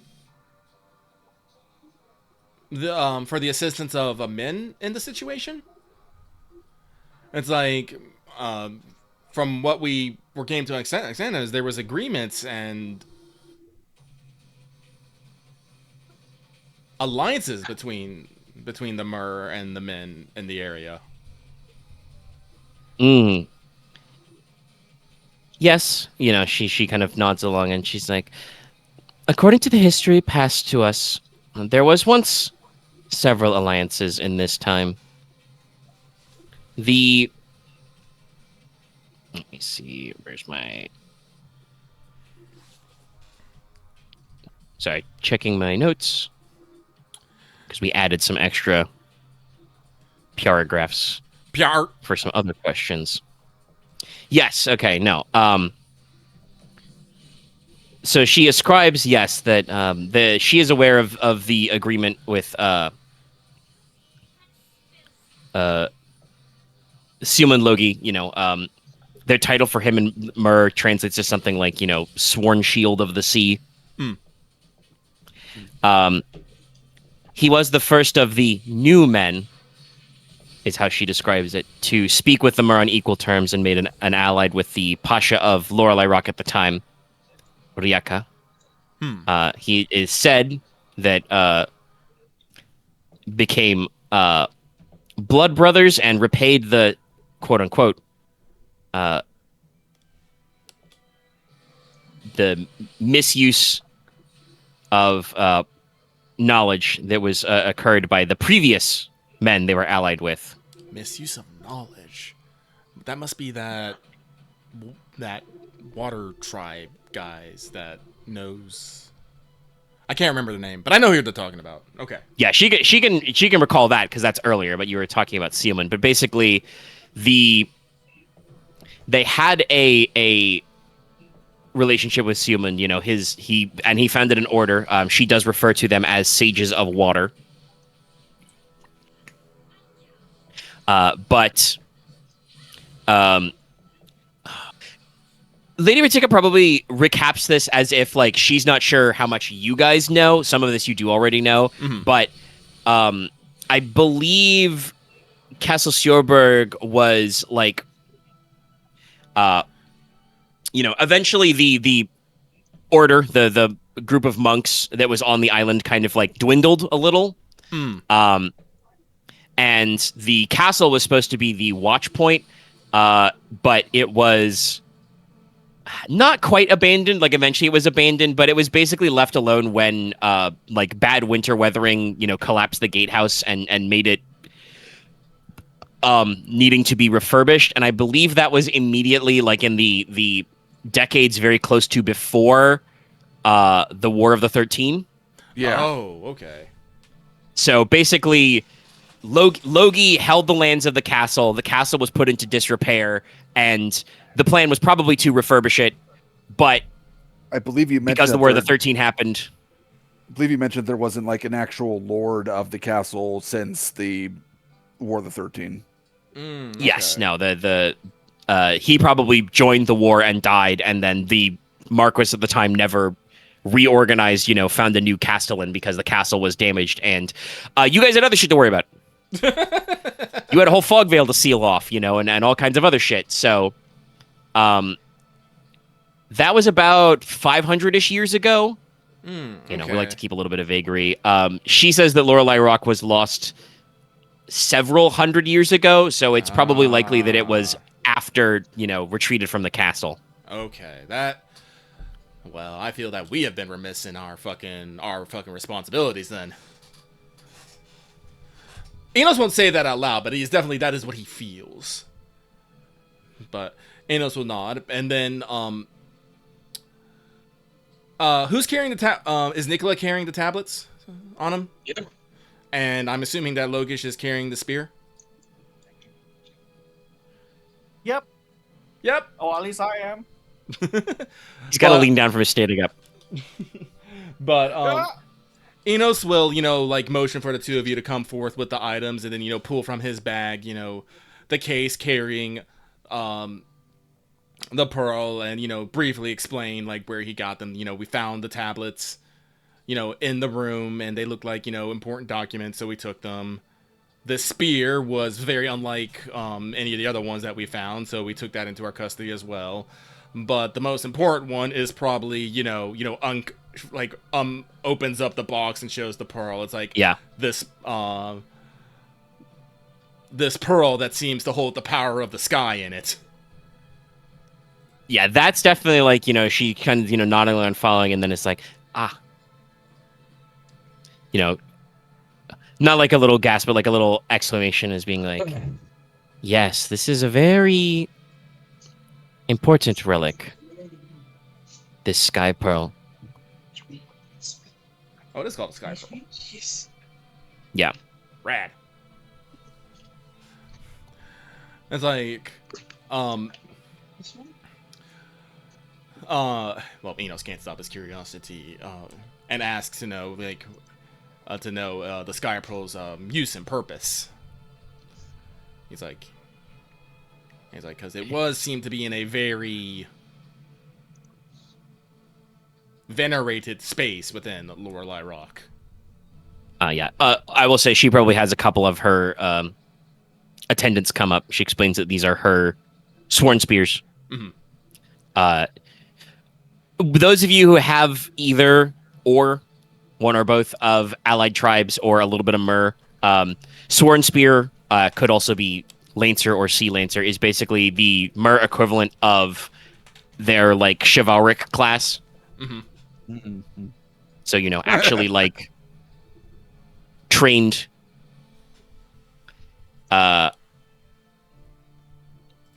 warriors, that kind of thing. Okay. But she says, so they take the spear, take the tablets, probably sling them in loose net bags or baskets. They've got some lovely woven baskets. But she will take the pearl case and probably place it in one of her pouches, and basically says that we the Mer are bound to the King of Seas and Salt, Lord of Wind and Wave. This much, I'm sure, is obvious. Enos nods. But next, we honor his sister, and she specifically uses the phrase twin sister, Tempestus, the lady of fresh water and of rains. It is her power of names, which, we get our names from. And, basically says that, how would we phrase this? Because, the other side exists, she basically explains a little bit of, like, the Myr's kind of, like, afterlife sort of myth. Yeah. They aren't... It is not their belief that they necessarily... Like, you guys collectively know some stuff about metaphysics. You're pretty sure that Myr, who died, probably passed through the land of the country of the dead at some point. Yeah. But, their hope is that the goddess of justice and judgment will let them into not the vaults of heaven, but to what they call the astral ocean in the world river of Pontus, which is supposed to be kind of the metaphysical realm of Okeanos. He doesn't actually hang out there because he doesn't need to hang out on the other side to get away from mortals because ocean's big. But, there is a domain that represents him. So basically, their version of the afterlife is they get a sick mystical ocean to swim in forever. That does sound pretty sick. How dare it is through the grace of Tempestus that they are allowed there. So, they offer her honor and prayers. And the purpose of the pearl is... I mean, she'll ask if you know what it does. I believe we figured it out. Basically, it's a... Yeah. You rolled the lightning, enchantment right? spell to know about what's in it. Yeah. So it's a artifact. So it's a permanent casting, which casts Call Lightning at like 8 dice or something. Yeah. So yeah. She basically says this. The pearl is imbued through. According to legend, anyway, it has been many, many moons since that happened. But according to legend, it was imbued with this power by miracle to call lightning bolts to, smite the enemies of the Myr who might do them a great injustice because they were. The implication you got from that earlier conversation about Sealmund is that they were wronged here somehow. Okay. Which, if you want to ask about that, that can be a jump in. Yes, Inos will inquire about, the wrongs. They're speaking about conflicts between... What do they call Sealman? Newman? The new... Yes, he was one of the new men. Lowercase, like just... New guy. And so I assume that there was conflict with ones who came before Sealmund, which may have necessitated the use of the Sky Pearl. Yeah, so recalling exact history is difficult because it's mostly through, oral tradition and carvings, simple stories. This is another Myr fact, if you don't know, gang. Myr are usually illiterate. They take a -2 penalty to read any language, including their own. Ritika is literate. She paid the 2 XP to buy it off, but, not most of them are. So they're not really big on written word. I think this actually was brought up when you guys had the tablets that obviously these are very important because somebody actually wrote this shit down. Mm-hmm. Instructions for sages. But she explains that originally, once upon a time, the Myr were friends with a tribe known as the Muridi, the sea ghosts. That was the name Lucky was trying to remember earlier. Thank you. Ritika describes them as one of the tribes from the far south, descended from, the phrase she uses is, the first man. The first man. But they did not set out to settle anywhere new. They merely traveled the sea in order to master it. In distant ages past, they landed on the shores of Troikaron, but were told by the gods to leave. During the calamities, they fled their shattered homeland.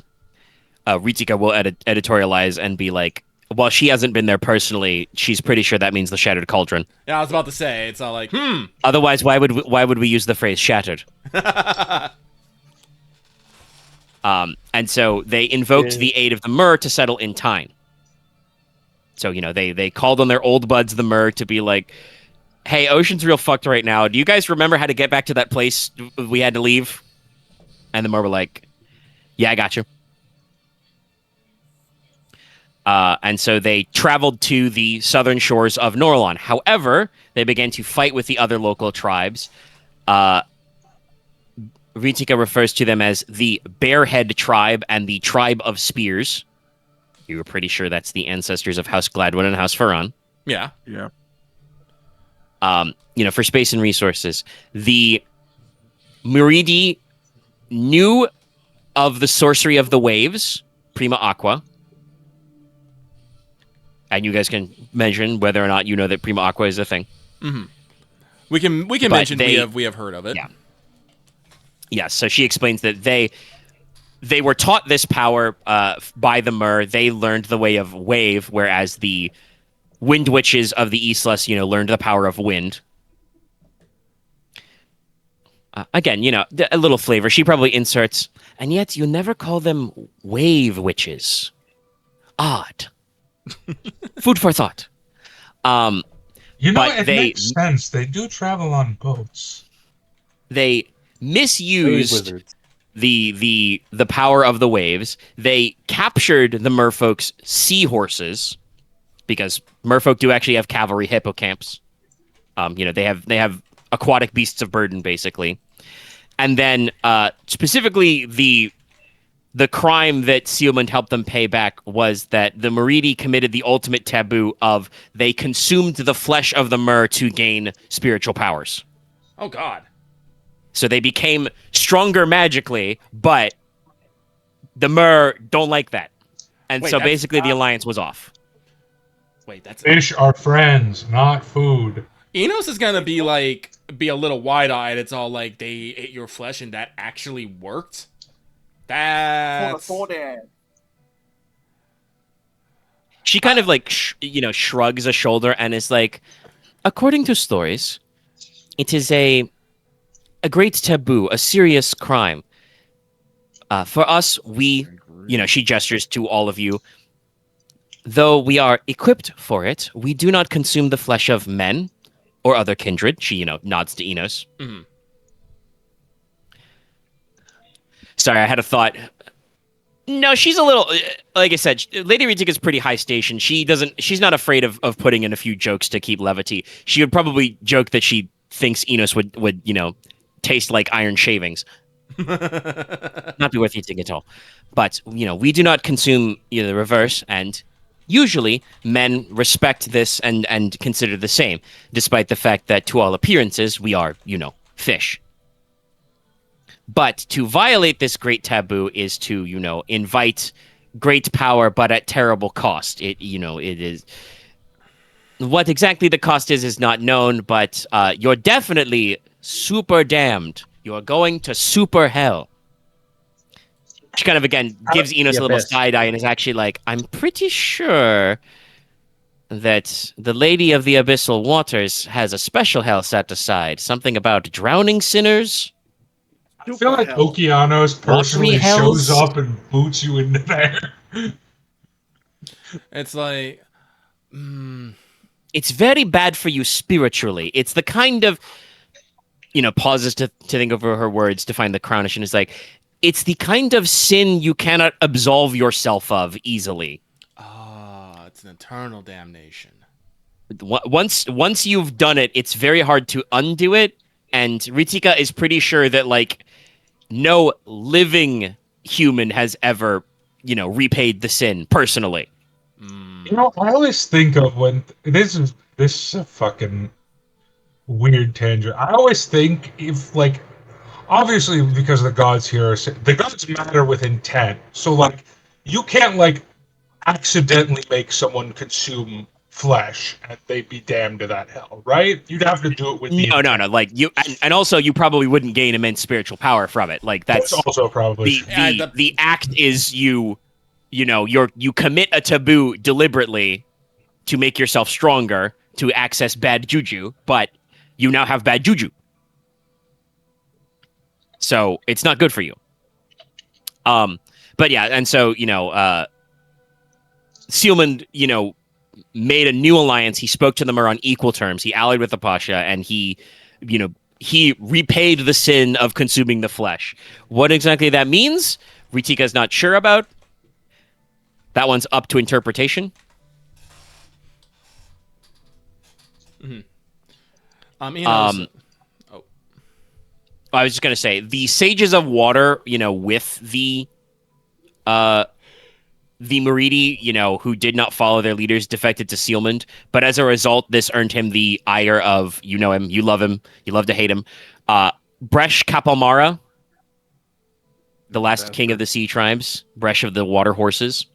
One-Eye Brash. Well, that happened later because she knows that story. As a result of that, Kapalmara summoned a great monstrum, a water dragon, which poisoned Sealmond. Oh. Beyond anyone's ability to heal.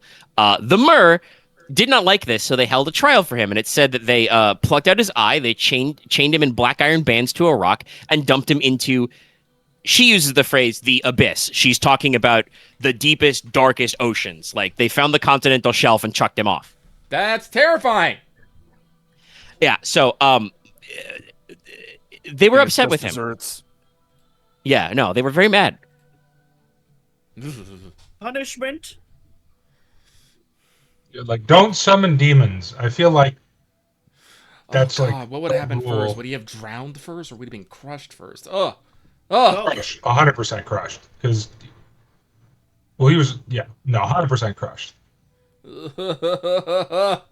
Unless he was cursed to stay alive down there.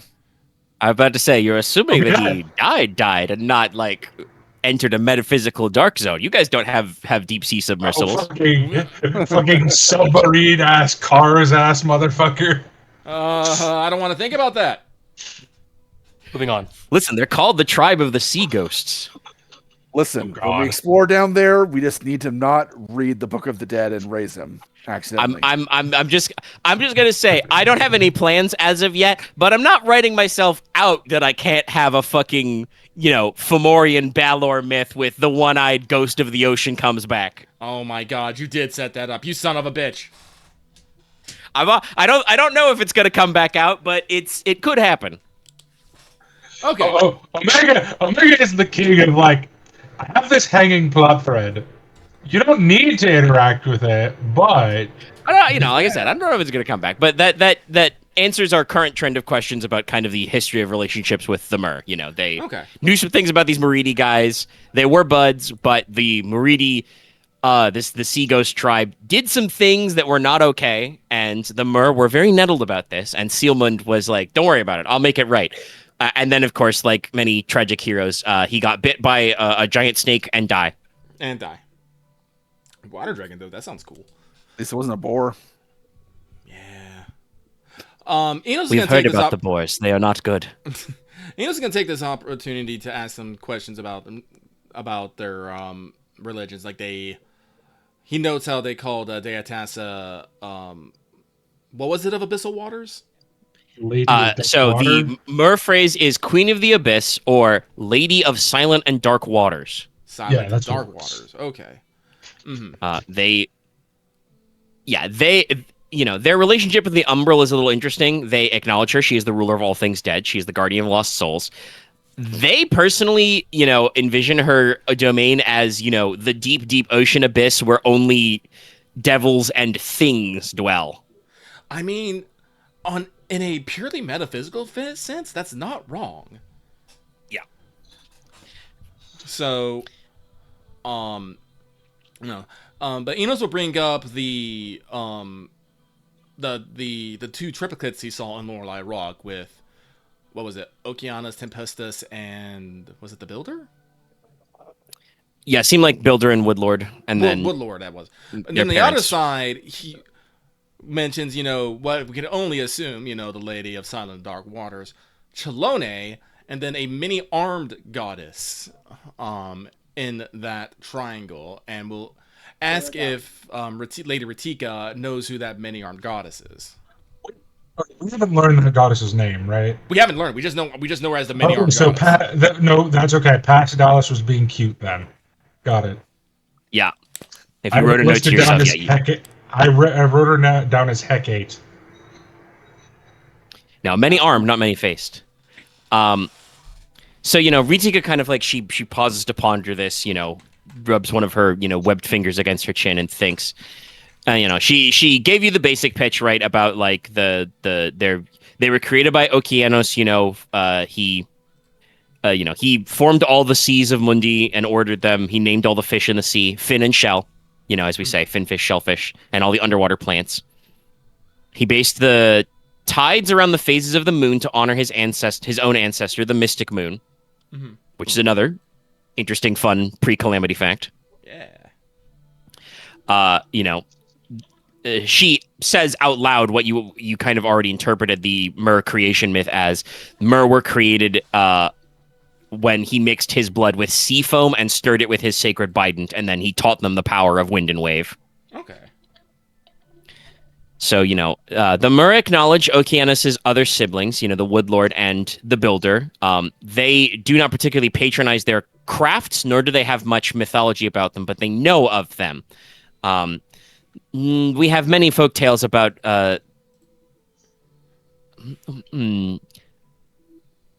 actually, yeah, no. Leslok is a Veiler, so it's obvious to anybody that he's Veily. So she probably like shoots an aside glance at Leslok in this, even though he's not that connected to Sylvanas spiritually yet. We'll see what other tricks he figures out. We'll see if I need to find the second and third option first. You need to go figure out if instead of a tree he has maybe like a well somewhere you can win a riddle contest and drink from his well or some other weird bullshit. But maybe I can make him laugh or that something. aside, she says, the epithet she uses for him is Lord of the Green. But basically says, they played many pranks, which, funny enough to Dallas's text joke, is why certain fish have certain physical traits. Like, she recounts the short version of oh, well, he thought it would be funny to, give the swordfish his sword kind of a thing. That kind of stuff, So like they know who the Woodlord and the Builder are, but they don't have a lot of myths about them. Vertum to the Mer, is known as the father of the land, the lord of earthquakes. So, like, they respect him, but also they keep him at arm's length because, dry, waterless land will kill him, and faster than it'll kill, even humans who need water. So, like, she kind of runs through the gods. They know about the mystic moon, even if she's no longer active. They are diurnal still, so they respect Hydrus as the Lord of Light, the ruler of the heavens. And they respect his might because she explains, that they have many myths of battling his storm drakes and water dragons in the past. So they have their own, dragon slaying myths. But the children of the Queen of the Abyss is an interesting one. They know about Chilone, they've always just called her the Dread One or the Cold One because Mer have better temperature regulation than humans because that's just how being in water works, but cold also still does them in. They have no special protection from it. Yeah. Which is why they do not exist in further north waters. So, you talk about that. So they do still fear the bite of winter, and they don't like freezing water. She kind of, ponders and says, according to our histories, we are fairly certain that Chilone did not have a kindred or sorcery. She was the opposite of the Lady of Fires. Which, yes, is an odd one because we do not use fire. There is no fire in the water. But we understand summer warmth and summer storm. So, Chilone is the opposite of growth, warmth, and fire. She is the act of decay and dying. Frost is stillness and stagnation. Mm-hmm. Now, you describe the many-armed goddess, and that one, like I said, she ponders that one a lot, and she has to think really hard. And she's like, the carvings in Lorelei Rock must be very, very old. The earliest ones may be before the calamity. If I recall my lessons correctly, and I may need, if you require further information, Master Inos, I may need to send a request back to the Jewel of the Sea. But you are describing a goddess that we once knew, an empty throne, as the one who flows. She is we know of her because she is the umbral aspect to the astral aspects of Okeanos and Tempestus, born at the same time. And mathematically, remember that, equal and opposite. Okay.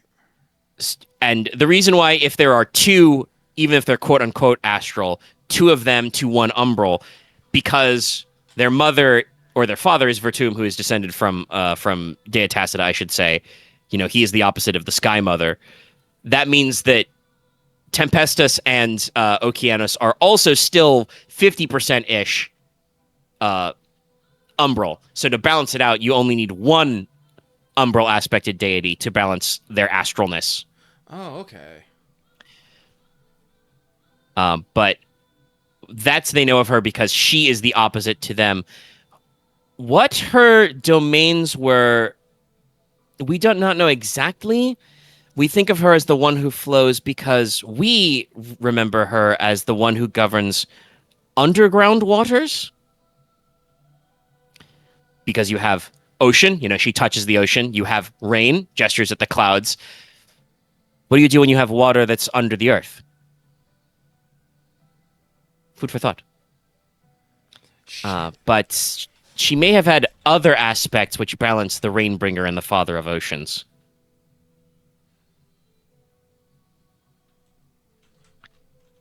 Now, from our oldest legends, we think, or I think that our memory is that she, the one who flows, did have a kindred because we have very, very old legends of rivals, sometimes friends, sometimes foes, far, far to the south from here, where it is hotter than Celtice, even. A forest of rains or a burning marsh, a place where it is summer season all year long.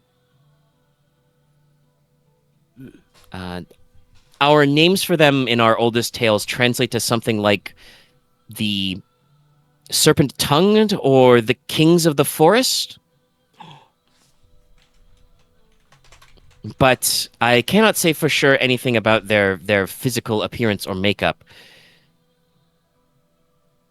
It seems like the one who flows was on the side against mortals in the war in heaven, but we do not know what happened to her.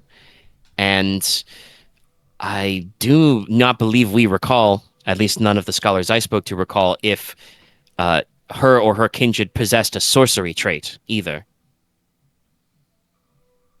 She kind of pauses, again, strokes her chin and says, if you wish to seek more wisdom, as I said, I can send word back to the Jewel of the Sea. She pats the pouch with the pearl. You have done us a great service, even if you did not think that's exactly what you were doing at the time. But I do not think we will have much more. We are not a people of written word. You should seek wisdom either in places associated with the Dea Tacita, or look for some way to go to large, great bodies of water underground. Or, she kind of chuckles, find some way to look far, far to the south of even the...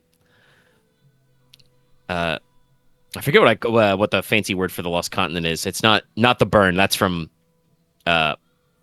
14. The Lost? No. It is the Lost Continent, but there's a specific one for how fucked up the coast is because, a High King Win, threw Dragonfire at it and had them salt the fields and shit. Like the Wastes? But, I don't remember. Dark continent? Yeah, I don't remember.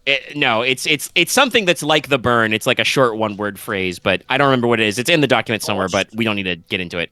Okay. Should probably just move on. Okay, but Inos will nod and thank her for that. And so it's like he will not ask for them to look for stuff, but if anything comes up, it would be nice. It'd be they would appreciate it if they would send a message. But moving on to the next matter, Inos wishes to inquire their plans for Lorelei Rock. Would they be interested in resettling it and perhaps even re-entering an alliance with? Well, specifically, no, he'll say specifically with the land of Teine, the men of Teine. There we go. That she kind of nods and says, "Yes, we are here, sent by the Council of Currents to investigate the Starstone. As we have received omens that it was cleared, and received more recently on our way here received messages sent by the Wind Witches on your behalf." So yeah, basically to out of character. That's why it was so fast. They were already on the way. Yeah, basically, it seems like spiritually, whether it was you clearing it, rebalancing the aether, or the kind of like religious ritual Konrad did, something kind of tipped the Mur off to like, hey, we think something's happening out, the way distant Lorelei Rock way. Maybe we should send some guys to pick it up. And then as they're on their way here, they receive a message from the Wind Witches that are like, hey, the House of Logi's asking about, Lorelei Rock and like Mur stuff. Can you guys, get in touch with them whenever? So the away team basically popped up here, threw a message at a bottle out at Innisport, and then, continued on their way. Okay. So yes, that's why I did do a little thinking, but yes. So their plan is to currently they're only here to survey. Rita explains that it's herself and a handful of her hunters and warriors, her sworn spears, to investigate things. If it can be once they have done proper burial rites to those that remain and seen to everything. It is likely that the Conch King and the Council of Currents will send to resettle. Okay. Oh god, actually, Enos probably would have asked Konrad and the Marquess this before we set out, but do we want to offer friendship and support during this process? With naming, Konrad, as, the lord of the castle, so he'll be, the neighbor or something or whatever. Well, Konrad did have a few things to say once it was winding down, once Inos was done, so. And it did involve, he was going to say that, that he was going to have someone checking the docks, so, just leaving a message on the dock would be able to get to them, and that he would be making sure that nothing else comes to the rock while the Mur are away. Okay, then what Enos will do is so that he does not steal that much. He's all like, well, in that matter, let me bring forth again Lord Konrad. He is, wait, what do we call the owner of the castle? No, not Castellan. No, it can be Castellan. That means lord of a castle. Yeah. He is the Castellan of Castle Sjorberg. The castle on the hill. I do feel that you will probably be interacting with him and his people more often, and Enos will step back to let Konrad step forward. Konrad kind of steps forward. Pleasure to meet you. I have recently become the lord of the castle, and I'm seeking to currently rebuilding it. Since we had word that the Mir might be returning, I have had many people watching the docks for any messages, and they will continue to do so. I also will be making sure nothing else seeks to infest the rock while you are away. He kind of, nods, respectfully and says, well, thank you, Lord, for your consideration. While we are here, my people shall find it perfectly easy to protect in its current state. I've brought many sworn spears and hunters with me, but we will have to go out to she uses the phrase seasteads or like describes a school of fish as like a herd, but she talks about how like there's basically no labor class left at Lorelei Rock. It's all foraging and stuff. So it will take them some time to reestablish their colony. But she is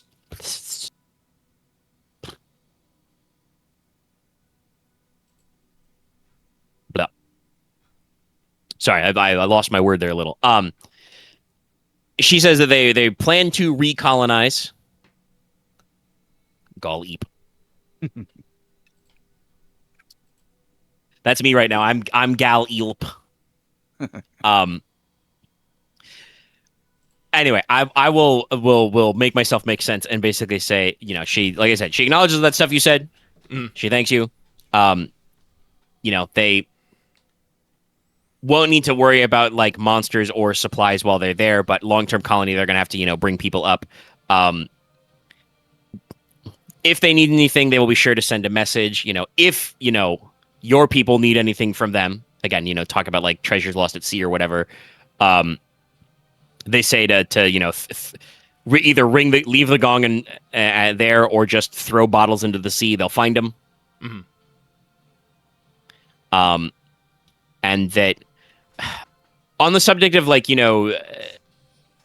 alluding to earlier of like renewing the alliance, Ritika is kind of like, again, not like quite coy, but very casual about just like, we respect what you've done. We're open to that. I can't make any promises because I am, merely a representative. Well, I'm not. Sorry. If it was if Inos was trying to say make the alliance now, no, he was just trying to inform her of our intent to make an alliance. Because, like I said, she probably. Well, yeah, that's. I think that's what she would say back. She would say very directly, like, "We're not opposed to the concept, to let you know, but we can't set anything in stone until we officially reestablish a colony because I'm not a." She's just an envoy. Yes. She does not have the authority to make lasting agreements. She is of the what's the phrase? The position of birth of a pasha. She's not actually a pasha. She would explain that the position of the pashas are the equivalent of like lords. They are voted on by the Council of Currents and then imbued with authority by the Conch King. So basically the council goes like, this guy would make a good pasha, and the Conch King goes, all right, I deputize you. So, it's a little more parliamentary, basically, than your system of nobility, but, she is of the class that could be, raised to pasha, but she is not a pasha herself, outright. I know it says in my Dramatis that it says pasha, that shorthand. Saying all that stuff would be complicated all the time. And she's not going to commit whether or not they're going to promote her to be basically Lord of the Rock or anything. But, once they have a governor picked and they've established a colony, they can, we can sit down to do more, what's the word? Formal, negotiations. Okay. All right. They respect the ancient traditions, and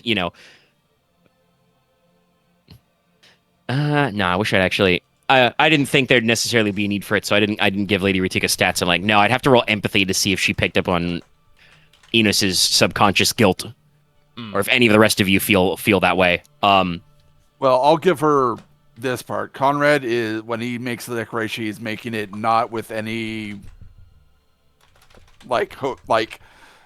hope of reward. He's doing it because it's the right thing. Okay. So, she would not allay, those concerns Enos is having directly, but would in a similar kind of genuine, I guess that would be righteous way, was what Comrade's coming from, genuine, honest, just goodness for its own sake kind of a thing would be the Mer don't really, feel like, they remember, I should say this, they have long memories, they remember the good things done to them, and as far as they're concerned, the blood of Logi, they say, the house of Logi,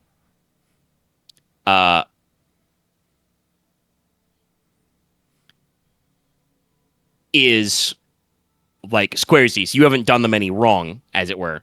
It's Okay. just that the alliance lapsed kind of naturally. You left, they left. Nobody ever said we had to stay and hang out, kind of a thing. New alliance. We got to make sure that we have What is an mandatory tea alliance with potty.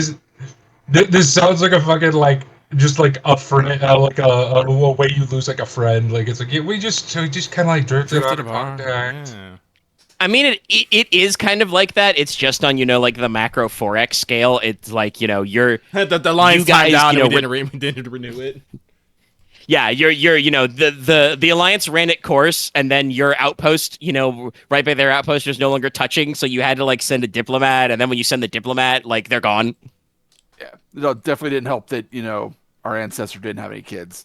So I mean, he was poisoned by a Supposedly. water dragon. yeah, Well, that you know of, it didn't have any any official. acknowledged direct heirs, no inheritors of his position. Yeah. Which is a shame, because it sounds like he was probably knew a little bit about wave wizardry, as we joked earlier. He learned some water stuff.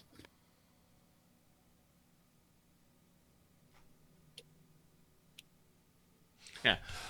Inos thinks this is a complete shot in the dark. But he is still going to ask, if they're talking about lost treasure, there is one that comes to mind. How would he describe the sacred chalice? Before you ask, weren't some of the Damn. swords also potentially lost in the water to the sea? Were they? I don't know. I think I remember at least like 2 that they sailed off in this direction and were never heard from. Well, how long ago was the Chalice Knights? That was like during the fucking. That was the time of the High King. Like that's Yeah. I'm sorry, I almost said thousands of years ago. No, that's not right. No, but Inos will basically bring up that they are interested in looking for lyrics specifically from the Chalice Knights, from the time of High King Win. They're not entirely sure what, but how many swords. But if they know of any swords or chalices that may have fallen in the water in those years, they would be interested in those. Unfortunately, Inos does not necessarily have a description of them, but it has been said that maybe a couple of the swords and the chalice itself was lost at sea. So if there are any Mer that may know of anything of such legends or ideas, we would definitely appreciate knowing about those as well.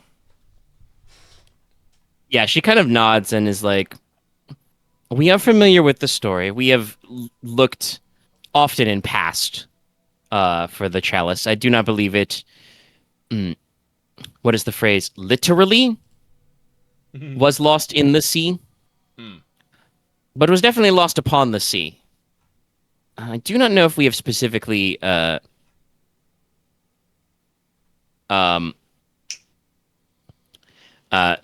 any of these swords you speak of, but I will ask. They would not be in these waters, I think. So we can consult or keep an eye out.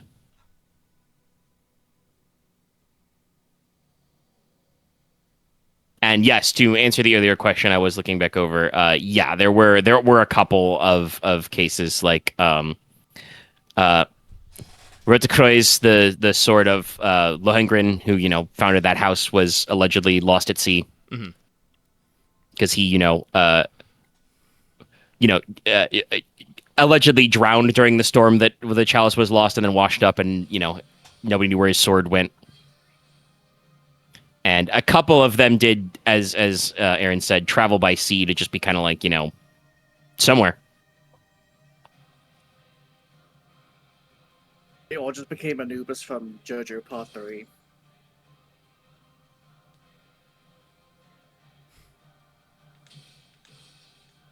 Oh, silence is deafening. I'm sorry. I'm trying to remember I'm trying to remember Anubis. The sword. The He sword. was The evil sword. The conscious That was inside a the sword that stand. possessed people. Oh, I don't remember this. Yeah, the I'm so stand that bad was at- the sword. I'm so To bad. be It's fair, okay. part 3 is wasn't- very It's pretty long. long. Loth, I'm sure, is thinking about specifically how they defeat that guy by throwing him into the Nile, but it's not. That's not exactly Yeah, a 1-to-1. not 1-to-1, but it's what I thought of in my adult state. But Inos will probably give this pull from memory the brief description of the swords that may be lost at sea, because I do believe we have some basic ideas of what they were supposed to look like. But other than that, is not Yeah, gonna no, you have the fucking descriptions of them. is not gonna fucking. It's a shot in the dark, literally, because I'm pretty sure the like I said, I mean, yeah, like she's not gonna like cough him up right. No, I have one in the back earlier, but yeah. you know, you're asking about treasures lost at sea. You know, you repaid them some treasure. She'll ask around to see if they've seen anything fun. Yeah. But let's see here. So we returned to relics. We found out about She Who Flows. I'm very happy about that. Also learned that she was the equal and opposite to was it Okeanos and Tempestus? Fuck. Yeah, Okay. that's why she's got her carving among the Mer, right? Like they recognize that she is a water associated deity, but in a Okay. different way. Yes. We have introduced Konrad. We have made the offer of an alliance. Now we have to, wait on the response, and we know that they will probably eventually resettle Lower Light Rock. No, I think our invite Mur to hang out plan is going along pretty swimmingly. Even put in a look for old sacred treasures. I don't think there's anything else. Pun intended? No, pun was not intended. Son of a bitch. I hate it when I do that. Puns are best when they're best intentional. True, real. Oh. But no, does anyone else would like to speak to them or anything? Would Marquess like to say some words?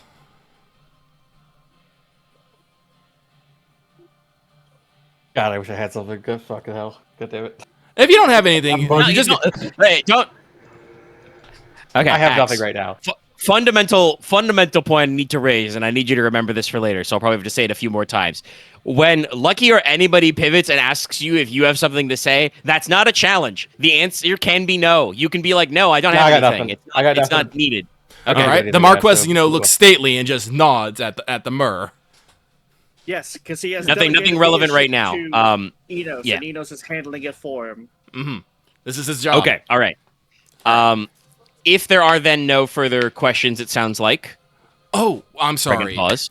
I'm sorry. Go Nicola. ahead. You got something? No, I'm gonna. Oh, okay. Does You're gonna Nicola single have out Nicola. anything to ask maybe about Prima Aqua right now? Because like I said, I know you're more alchemy, but you do got a little bit of the wind magic and yeah, and I do actually know a Prima Aqua spell. what. Well, I want to pivot to you out of character. Do you want to take a moment to ask her about Prima Aqua, or maybe save that for later? I think I'd save it for later, just because I'm not sure how much she would know. Mm-hmm. And She said earlier she is kin to sages, Yeah. but she didn't Yeah. call herself a sage outright. So yeah, you don't know if she Yeah, knows I feel how much like, sorcery yeah. she knows. Because I don't think I feel like I Enos need would. to meet a sage. Because I don't think Enos would bring it up, No. personally, because he's not thinking about Prima Aqua. But okay, well, like I said, we can table that one for later, maybe on Mur Pass 2. Then okay. Sorry, I didn't mean to interrupt. I just wanted to make sure that we didn't skip it. That's. that. I mean, that's. You didn't interrupt me Only- or anything. I was like, if nobody has anything else, pregnant pause. Yeah. Okay, I got spaced it. really hard, so Hold I just don't think I have your anything in mind. So Nicola only no, knows ritual cleansing. Because, why wouldn't I take that? Makes sense. Magic cleaning. Yeah. Magic cleaning. Precipitation. All right. In that case, since we are departing the Mur, I think we will return to Stonehearth and check in, and then start hitting some tour destinations to go around. Tour destinations. because I believe I will ask to confirm before we take another quick break. I believe when discussing it, Leslok brought up that the idea might be to start the Prince Tour parts, hit a couple of sites, like maybe go to the Anvil first and move around, and then go check in on Pitchstone Plains once you were close to Drystain anyway, rather than run out to Pitchstone Plains, run back to Stonehearth, jog through all your tourist destinations. Yeah, so hopefully we So, can just if you guys are- see through the other stuff there, because I don't really have any Okay. lingering scenes of the other bits there besides it happening. No, No, that's that's just I just wanted to make sure we're getting the order right. Okay, let's take a break then, and we can think about those things. And I'll be right back. I gotta refill my water again because I'm He's dying. drinking a lot. I was trying to think of a funny analogy. I don't got it. I'm pausing. Okay. Yeah, so we can go at least another hour. We'll see about our stuff. Okay. So, round 2. You're back in Stonehearth to pack for the tour. If there's things that might take you a little longer, like take you a couple of days, any spells that take, 8 hours to cast or something, Yes. now is your time. You will not be at home for several days. In fact, actually, I think the plan is, let me actually double check with you guys. I think your plan is to continue the tour route, up past Drystain and Pitchstone Plains all the way to the Silver Tower, and then hop on a boat and, sorry, I had to pause myself. I'm like gesturing with my hand, like making wiggling motions, but I'm like, you can't see that. But like, there's a gesture of getting on a boat and sailing your way up to Svardis Port. The port of Svardis. Yep. The port in the Svardis. I remember the Shadow Pass. I believe that's your plan. Yeah. No, the Shadow Pass That we're going to was enter from the Fogvale side. And that's just okay. the... Inos wants to go to the Shadow Pass stuff first thing, but the plan is still for you to take the Windlass because you are bringing extra relief supplies, and also to make sure you've got enough space for the prince and his guys. I should go princes cast guiding. and their I should go guys. do guiding blade because I think the artifact will be after. Yes, you guys will have your setup. Inos would like to make a purchase of a few valuables, like in silver or gems, that he can craft and sell for higher loot after he blows all his money on books, aka. So you want some raw materials to work with? Yes. Okay. What's your wealth level right now? 6. So I believe I can buy them at 5, no problem. Well, Yeah, you can buy anything at 5 or lower, no problem. So I would like to buy 2 instances of raw materials of silver and gems at wealth 5. No, I will not haggle for them. I have the money. I have the money. Yeah, you just get them. All right. So I will have the money. I will be using expert golds. Wait, actually, how many days? Wait, actually, let me double check my fucking. Yeah, check some of your esoterics. I You have a believe master die in Veilcraft Axe? I do. It's why I was only of 9. So Okay. it'll be 2 9s because I was just checking Right. if like the height. Because otherwise, I was like, I think you actually whiffed that if there weren't a master die, because those That's are some fair, yeah. low numbers. What's the intensity of guiding 3. blade? Okay, yeah. So I'm fine. but you can I'm make it fine. 2 nights. Okay. Yeah. And we are casting the Onyx guiding blade prop- on the plot knife. Yeah, on the plot knife. It now ignores armor, That's good. and it. I'm just gonna take.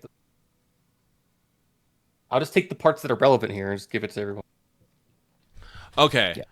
Do we have 5 days worth of sit down and rest time? Do you want to take 5 days worth of sit down and rest time? I'll ask the gang. I'll ask the gang. I know you guys have some background project, but If I do that, I might as well. plan make the was to artifact. move pretty swiftly. Like I said, if I will say this now, if we don't, that's fine. It just means I won't use fulfillment of form. I can still probably. I need to prepare something before we go. Well, how long is it Okay, gonna take? figure out how much time you're going to 10 need. That. hours. Okay, that's you can accomplish that in the break because Less than 5 days. Oh, yes, right. also that, but also Leslok just cast guiding blade, which takes 8 hours. Takes a whole evening. I don't want to hold people up. So wait, I'm sorry. Cardinal was about to say something. I was just going to say that I don't need any like specific length of time. I'm just going to be doing guild work until we leave. Okay. Yeah. Well, I will put this on the Marquess then, Axe. Do you want to take care of this sooner or later? Like I said, I am asking if we can, but it is for purely personal reasons. And like I said, if you want, and I'm going to say this again, just so you do not feel like you are obligated. If you want to get it done faster, that's okay. We do not have to cater to Inos' whims here.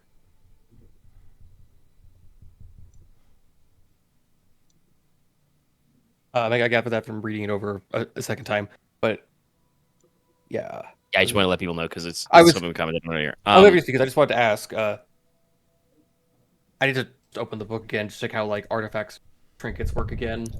It's days equal to intensity, I believe. Yeah, trinkets is days, artifacts is months. It's a trinket because I think I just need to make one to like. Yeah, you just want to make Shoulder shoulder shadow shadow for Is of density 4, so that requires 4 days. Yeah. And I will say that's something that to remind everybody, that's something you don't need to do right now because your plan is to get that ready for the Corsairs, which is like a month or so or more away because you're do it waiting after for the intel tour. of the ground and yeah, so you'll have time after to do that. Same as the Enos would have time after that to do fulfilling a form. It's just one of those things. Nicola, what are you preparing that takes 10 hours? You're casting a spells? Well, if we have more, if we have more than that, We don't have more right now. Leslok's taking Gotcha. 8 hours to cast Guiding Blade, so you have 10 hours to cast the thing you need to do once. I'm asking what it is you're working on. Alkahest.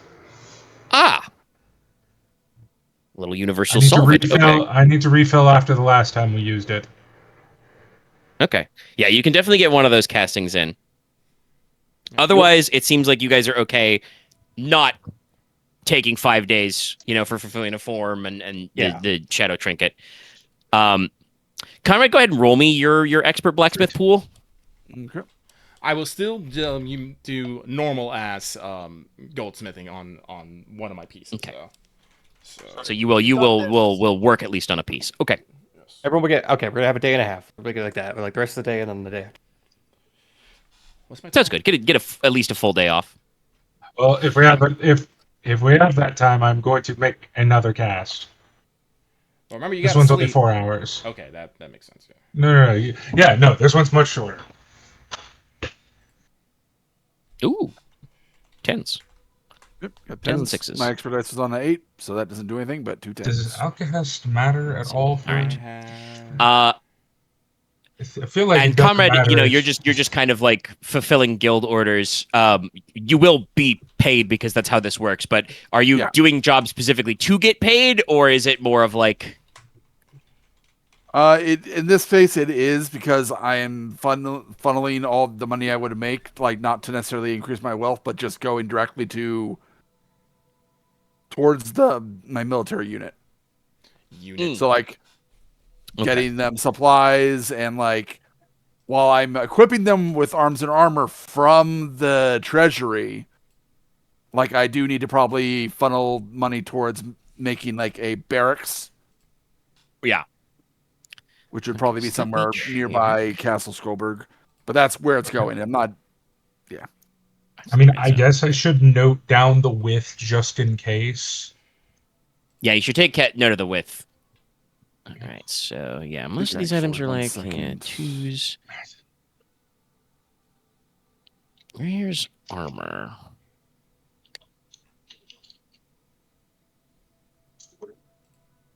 Okay, so yeah, most weapons and most pieces of armor are value of 1 or 2. Jesus. Right. And I do have the rank of master of a blacksmithing guild, so anything I make would be wealth 1 increased. Yeah, so you can basically probably make the equivalent of sorry, it's just the funny of Lucky being like, I'm blowing all of my money. All of it. It's so much easier to get yourself out of poverty than it is to increase your wealth. Yeah. Covetous twist. True. Sorry, hold on. I'm doing multi-level math. Comrade, you have the equivalent of money of 3 wealth points from your commissions. Okay. To assign how you will to either paying for room and board for your guys or whichever step. So, okay. Next brain. All right. So mechanically, what does Covetous Twist do? Oh, it literally just adds a master die to any haggle roll to sell the item. Okay, all right. So you had high quality stuff. I am a master goldsmith, so it increases the value by 1, so it'd be 6. All right. I'm not trying to sell it for more than it's worth. I just want to make sure I sell it. Yeah. Well, so It's already high wealth anyway. I mean, you can buy high quality items, but it's the kind of like the you're not like buying, five. Sorry, say this. 5 wealth of raw materials does not equal 5 wealth of a worked item. You'd be buying multiple smaller sets, but I think with your level, you can probably push it to 5 because like a jeweled necklace is 3 by default. Okay. Large accessory. So master makes it 4. You succeed on a haggle, you can upsell it for 5. You have a master die, so I think you can Go back up to 5. Okay, that's it is not necessarily a like 1-to-1 ratio, but you specifically can turn buying a lot of money worth of stuff into, selling it for like 5. okay. That's fine. I will have. Well, like I said, if I can do this again on the second one, it'll put me back up to 6 because it'll be 5 to 5. Yeah, I 5 forgot plus that I 5. muted Okay. myself, but I just went, woo.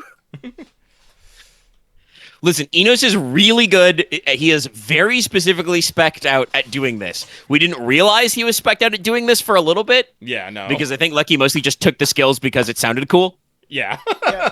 You it just was, needs to learn how to do the thing of I'm going to take these 3 things of these 3 gems and combine them into a super gem to sell them for wealth 5 and then make wealth 6. Constantly.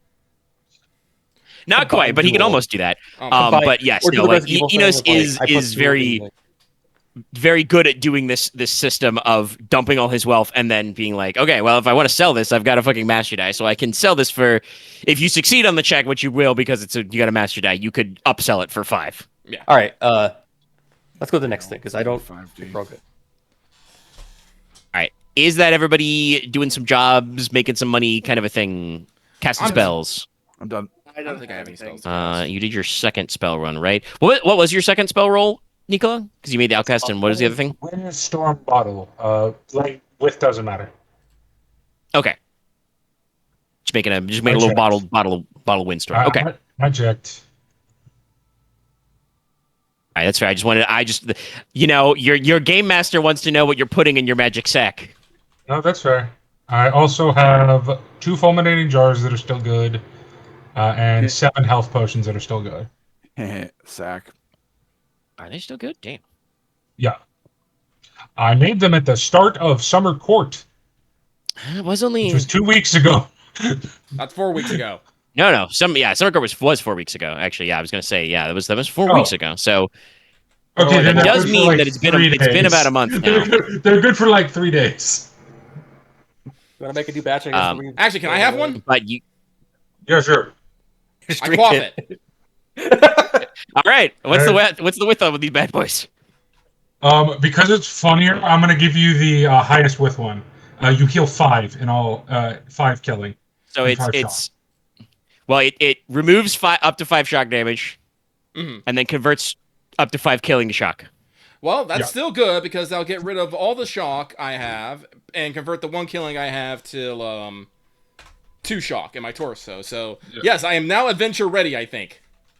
If you have just one, if you have just 1 shock, I think you heal that no matter what by just resting. Yeah. Oh my god. It's crazy. Sorry, you saying something, Loth? Are you just tired? I don't know why I'm struggling here. I'm sorry.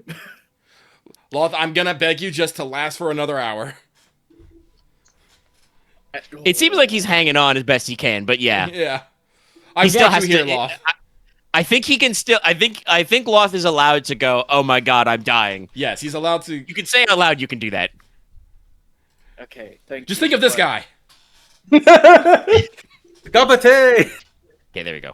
Windstorm in a bottle. I was think like, it's saying, I know I right? called it something. Yeah, I think Windstorm in a bottle is newer, but to let everybody know what that does, that's It is. the prototype to the fulminating jar. It he can throw it like a grenade.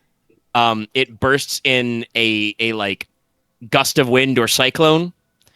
So everybody in 5 feet takes 3 area shock damage, which counts as mortal attack 1. and then make body plus endurance or be knocked down. Also remove smoke, fog, mist, or any form of obscuration in the air when it detonates. Nicola, do not get punched or like fall over with that in your pocket. Oh my god, it's like being shot with dynamite in your inventory in Deadlands. Yeah, pretty much. Kind of like it's not as bad, but yes, it is noted they are super. Oh, no, they man, last I forever, think but it- are fragile. I think it would be worse because it's in my bag with all my other alchemy stuff. Oh my god, no, it would be worse. It would cascade. You should get Get better It might pouches. be a TP. It might be a TPK. No, I think it's just No, you. not Explode. that I think bad. it goes to your thighs and you explode. No. Bad time for me to drink. It a lot of you extended that one. It would like go into all your arteries and then you explode. Okay. Okay. Woke up. I only have 45 minutes in me. Ay, ay, ay. You're going let's go. to the anvil first. Let me talk about the anvil. Yes. Brazil. All right. Montage. Not yet. No, that's the Loth to catch you up on the parts you weren't able to pay as much attention for. That's the quest Inos just got. Is go to Brazil and figure out what the fuck the kings of the snake forest people. or the snake tongued people were. Brazil. That's the snake people, yes. I described it as this is our hook for Reign 2 New World. I described it as they're from a land where it was always summer. Anyway, back in 2030. the anvil, seat of House Wayland, located in the heart of the Forge Lands. Some of you have been there before, but again, we've never been there on camera, which is why I did want to say it would be a good place for the princes to visit on the tour because of several of their features we're going to discuss. But the actual city itself is on a rocky outcrop in a kind of semicircle valley in the foothills of the Dragon Spikes. The lowlands, like below the plateau, the actual anvil is built on, has been dug down several levels. So there's like, even where topsoil was has been like dug away. So there are, exposed sides to the rock and stuff. This is to expose, silver and iron deposits. The waste stone has been piled high into watchtowers in the lower valley, and a outer curtain wall, which is like, it's low because it's made from like loose stone and mortar and probably fused together with bits of iron, because it's apparently a thing you can do with brickwork and stones. But the outer curtain walls around the Anvil Valley are like 5 rows deep and almost maze-like at points, because they've just been piling the waste stone into walls. The hills above the town are dotted with ancient bloomeries and kilns and modern windmills. So yes, you do see little picturesque windmills going, and you see plumes of smoke from kilns and bloomeries up there. The township is full of all kinds of stuff. It's got a walled city, so there are buildings of stone and clay covered in smoke chimneys for forges, glass kilns, and the like. This whole area is known as the City of Smoke, is kind of the lower city. It's full of little, delicate but sturdy wrought iron fences, brass and copper weather vanes, all kinds of like metal artistry.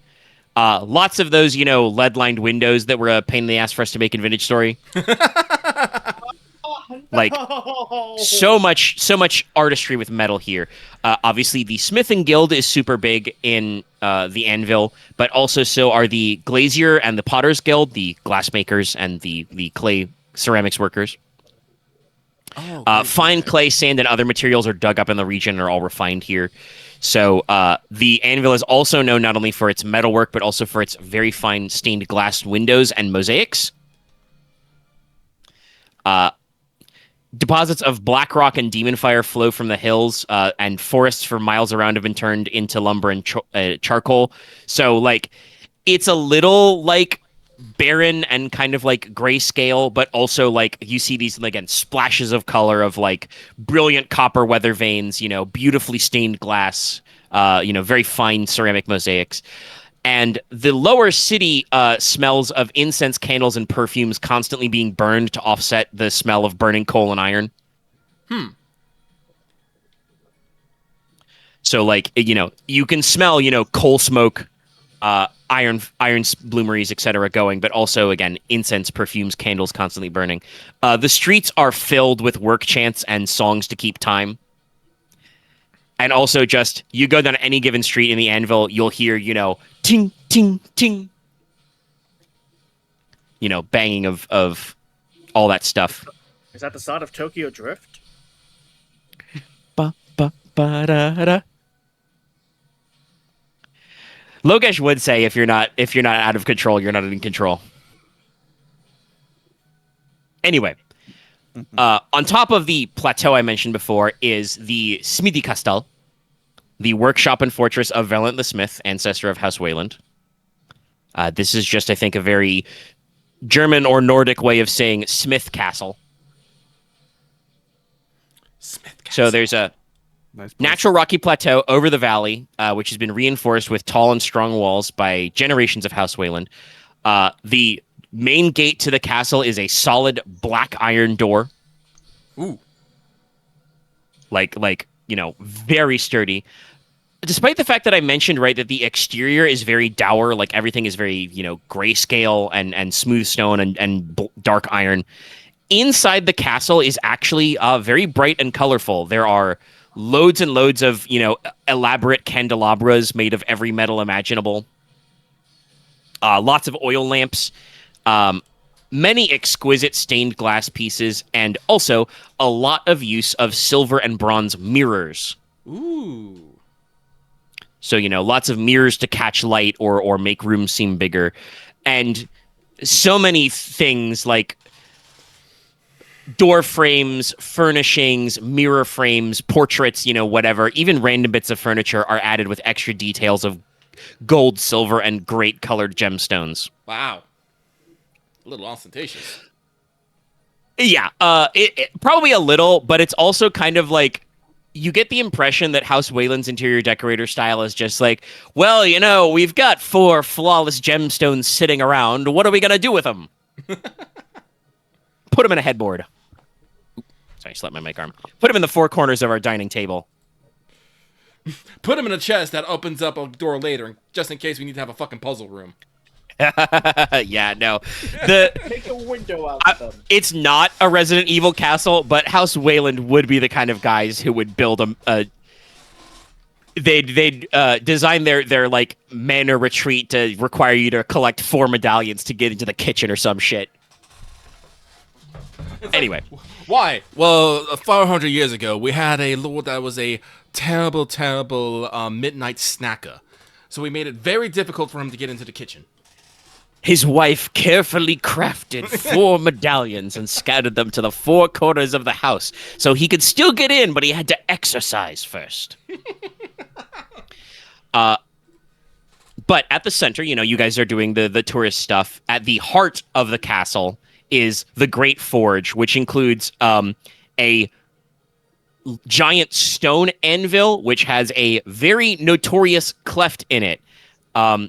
To let you guys all know the story, the stone anvil at the Great Forge was split by Flamberge, the first blade made with the Riddle of Steel, when basically Valant the Smith asked, "Okay, Logi Torchbearer, what's so cool about your sword?" He smacked a piece of stone with it, and you can see it right there. It's cleft. There's a big dent in it. And if you pull out Flambert, hey, it's not that dented. So it's a pretty tough sword. In winter, sword the is crucible like, fires let me do at it the again. heart here warm the entire castle. Sorry, what was that, Loth? The sword is just like, let me do it again. I can do it. You could try. I think Lord Edgar Wayland would prefer you not damage the Great Stone Anvil anymore, though. What are many parts of?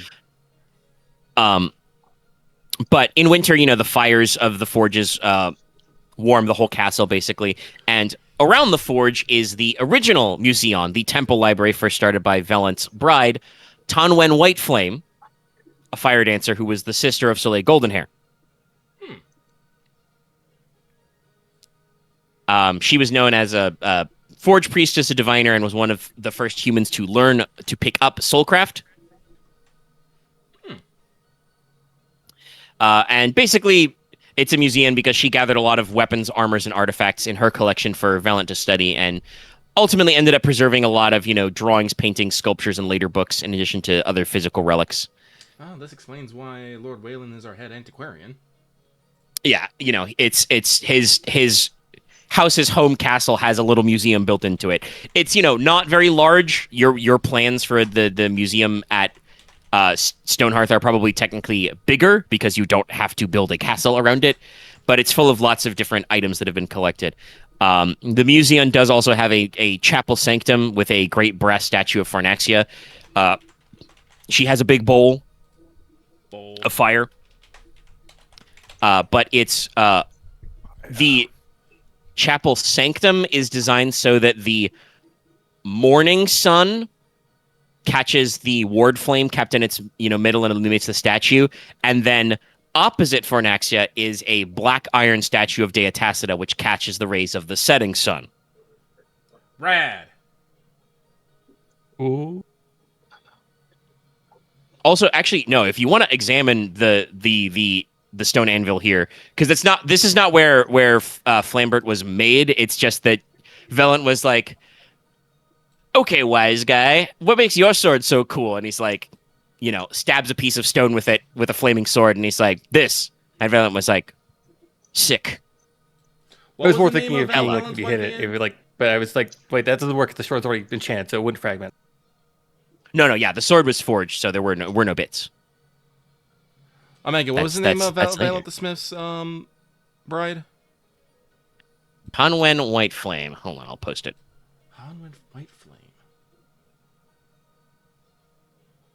And that was one of the Flame Dancer sisters, along with... Yes, it was one of Celia Goldenhair's sisters.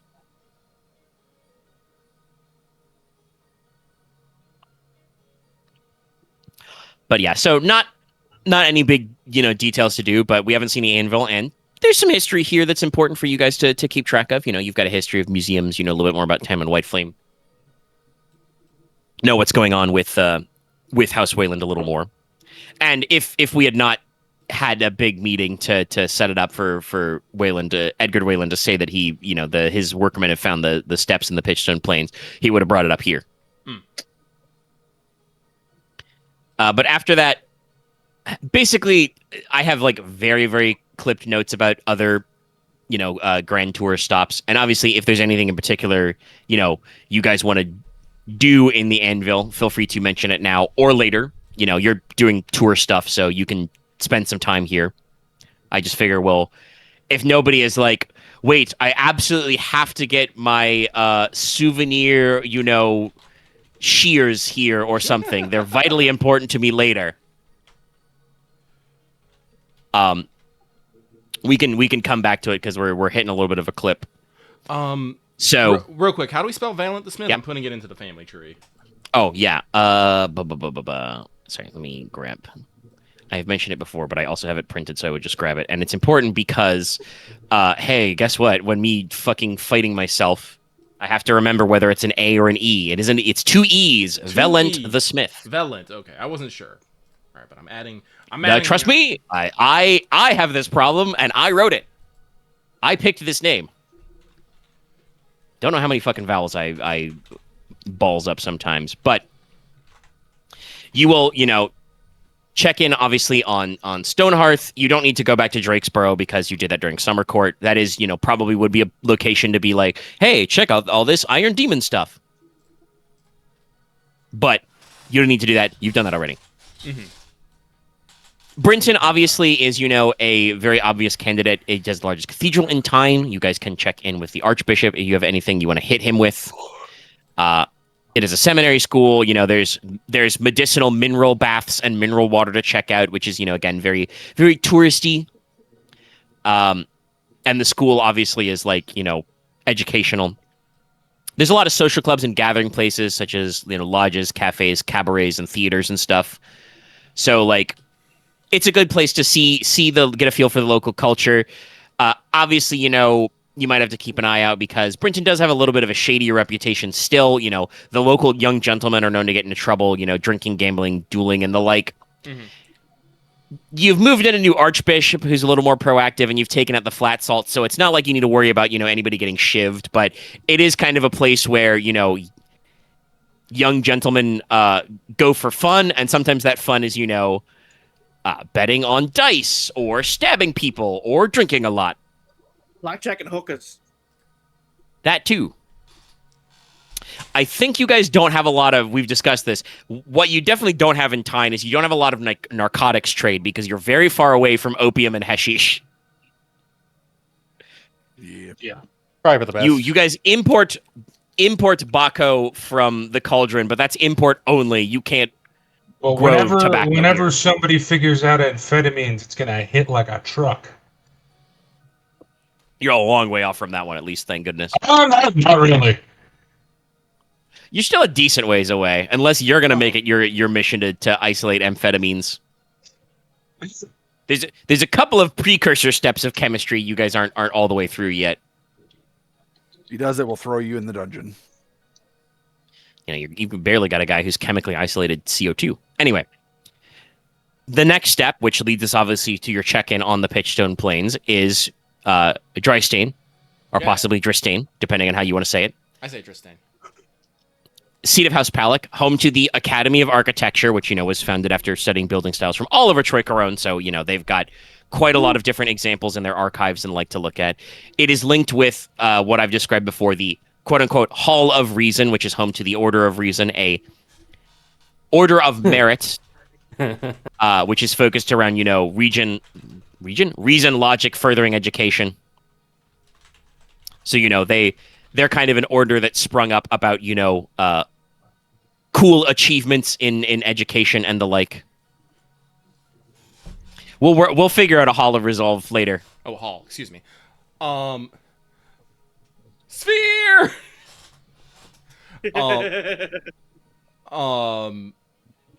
Have we talked to Lord Palak about or Lord Wayland about the museum idea and what we're gonna do about that? I mean, they were in the meeting, so that was at the all hands, the council meeting, so they know. Okay, never mind. Well, I'll ask you guys now because that might come up while you're visiting. Did you want the students at the Academy of Architecture to maybe do a little contest for some of your designs? I think it'd be good personally. Yeah, sounds good. Give them something. Sorry, I raised my to work finger like you could tell. I felt a burp coming on, but I was like, wait a minute, they can't see me raising a finger to be like, hold on a minute. Yes.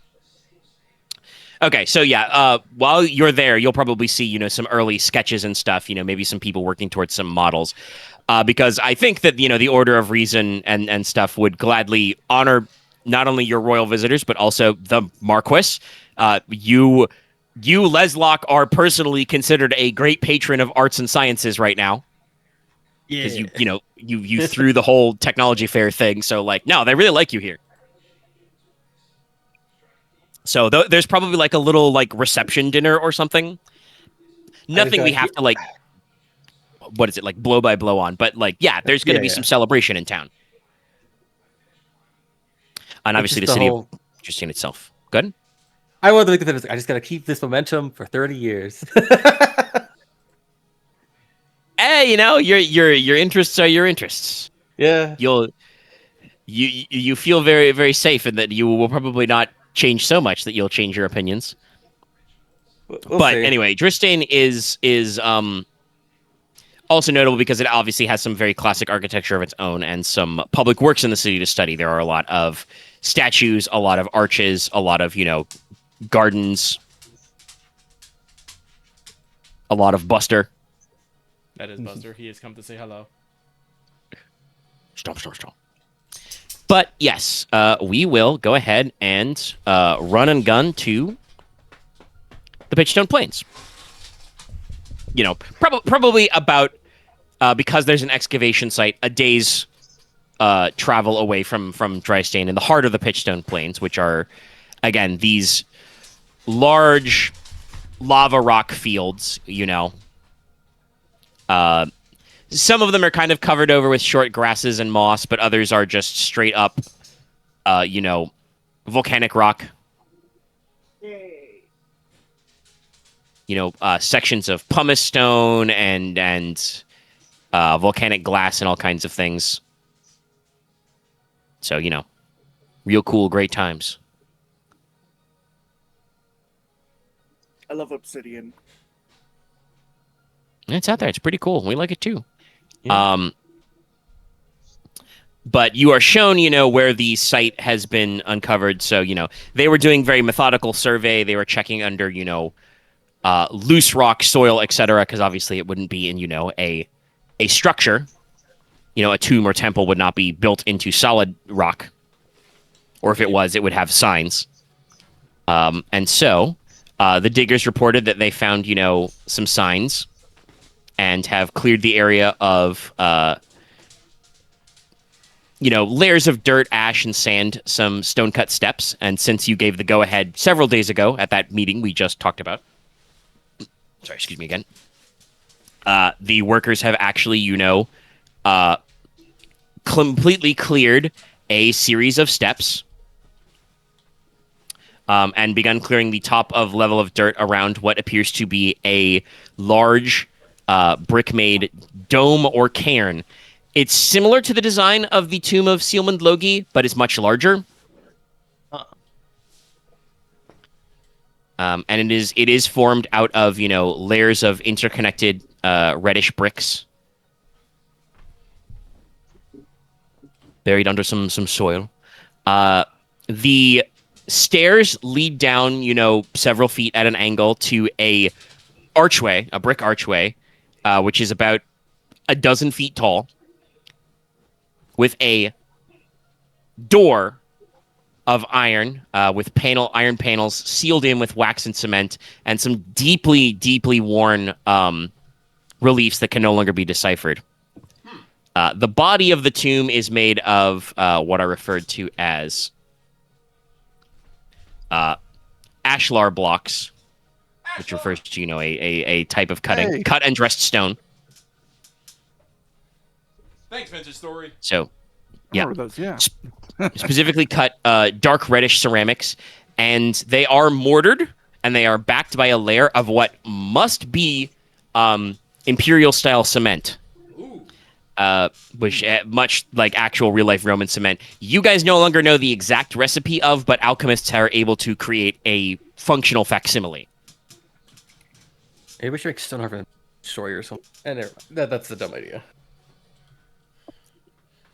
So they've cleared the way down. They have not progressed any further because, like I said, the door is sealed. In my notes, I put it with quotation marks door, because there's no hinges. So this is a one-way move, is to take a pry bar and pop this thing up. We'll never learn. We'll never learn if it's a bad idea unless we do it. I mean, it doesn't look like a bad idea. Yes, Nicola? No matter what happens, we'll learn something. And that's what's important. Yeah, exactly. I think Nicola should be careful about fighting bones with the Marquess's logic, because he had to be talked out by other people about doing some interesting things to see if they worked. Look, I have never claimed Nicola was not a hypocrite. Fair. It's true. Real. Cool. Anyway, so, you get out the pry bar. No big clang, though, because, you break the wax and cement seal, but the workers, carefully lower the door so they can set it back in later. Yeah, it makes sense. Probably take it off somewhere to be venerated or something. Inside, you reveal a large, squared antechamber. The floor is bare, hardened volcanic stone. Even if you're wearing, boots and the like. Oh, actually, I should say this. I forgot to do the check. You press the switch to go in the mini dungeon. How's everybody geared right now? Like, you're traveling in the wilderness. Oh. Look was actually thinking about doing this. Yeah, I was ready for it. No, Inos will probably be in his religious regalia, because we're going all the way to fucking. This is a very. I mean, you're entering a tomb, so yeah.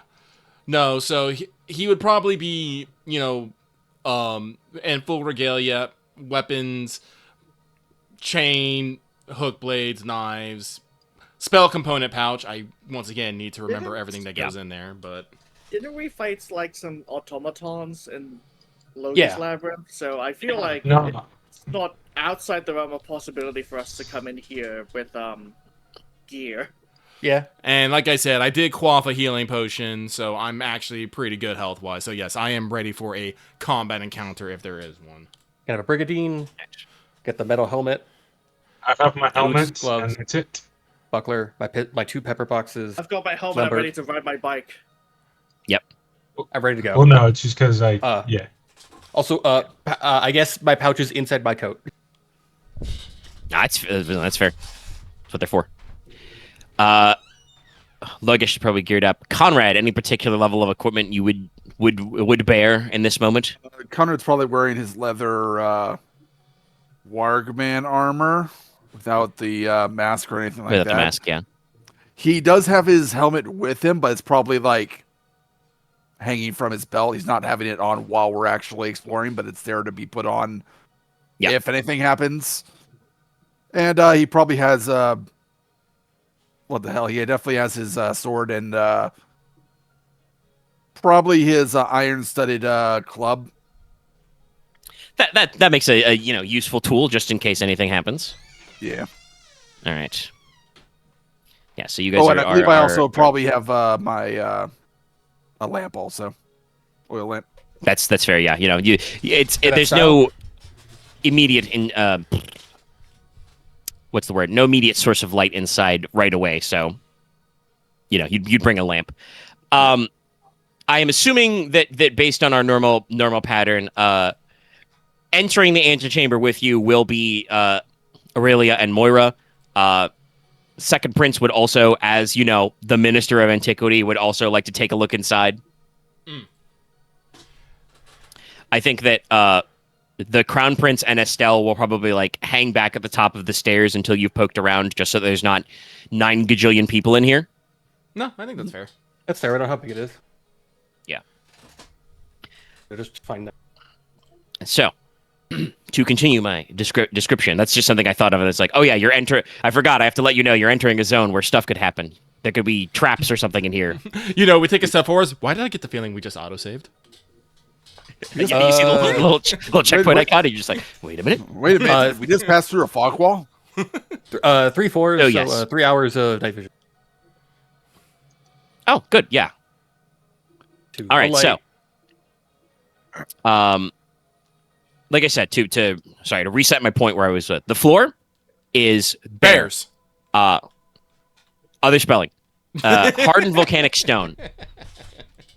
I brought this up because I was like, I don't know what kind of footwear you're wearing, but even through some of your boots and stuff, you can feel still distantly warm. Ooh. Warm to the touch. There are brass braziers to act as oil lamps in here, but they are Spent. completely empty. Long empty. Inside this again, kind of squared or rectangular antechamber room, because its dimensions are smaller than the dome you're in and are not perfectly round.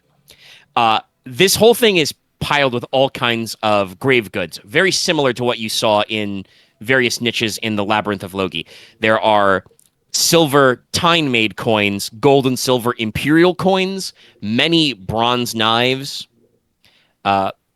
dozens of small statues of carved stone or pottery of various Norlon animals, and a great many pottery vessels, which, judging by the markings and the smell, probably once held wine, oils, perfumes, and holy water. They are all, mostly empty now because it's been warm in here. Evaporated. Yeah, they've passed on. There are some wood-paneled chests and other similar storage vessels, which are heaped with talents, which are basically just crude ingots, crude weights of gold and silver, which bear the mark of High King Win. Oh. So big piles of treasure. There are also vessels or quivers filled with what look like obsidian-headed arrows and javelins. many preserved animal pelts, which look like, bear skins, warg pelts even, and maybe a couple of like dappled or spotted hides of lions. Lions. Yeah, no. Remember, she went all the way to the front down south. These were probably. Lions? This is so- Sandra good. This is probably all the Tigers stuff and that. bears? Well, all the stuff of people. She's like. All the people who respected her and stuff. Leaving Yes, gifts. this is either her personal wealth in life or offerings given after death. Stuff like the obsidian-headed arrows, those are probably local. The animal figurines, probably local. Lion hides, not local, but somebody, took note. We can try, damn it. The walls are covered in brightly painted, like very bright pigments, which are still, these have not been exposed to open air, so they are not that faded. They're in patterns. They show animals, weapons, armor, and lots of natural symbols, mostly fires, stones, and trees.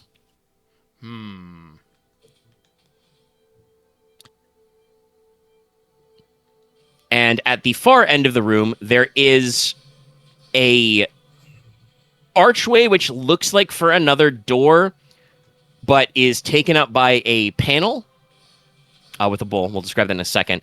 But it's flanked by 6 more series of reliefs, panels, and mosaics in a series of alcoves. Each alcove shows a woman, painted of similar appearance, but arranged in a variety of different hues and colors. The 7 sisters of the fire dancers. This seems to be kind of like a collection of altars to honor them. They are vaguely funerary in nature, though you would know from the histories described, like I didn't give specific details, but not all of them had died before Sandridiga Redmane, so not all of them are buried here. But it seems like she built a series of altars to honor, all of her sisters. Fairly family oriented. Yes. Yeah. Well, there's 7 of them, and they have a cool theme. You said that there's reliefs. Did you say that there's like levers, or did I mishear that? No levers. They are painted. There are mosaics. There is a like bowl or brazier in the central altar. I'll spoil that one's Sandridiga. But we'll come there in a second. Anyway, guys, I have a bulleted list. Cool. Oh, fuck. Yeah. Pull up your lanterns. Get ready to read. I'm ready.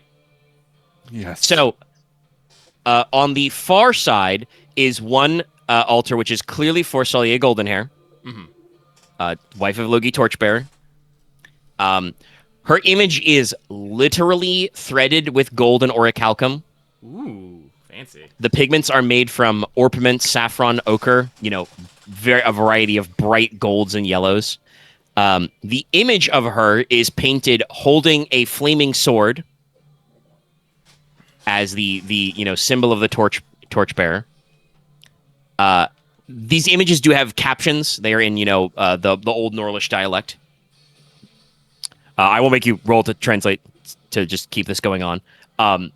Her image is captioned as shamaness, and the phrase "youngest sister" is used. So she was the 7th of 7 sisters.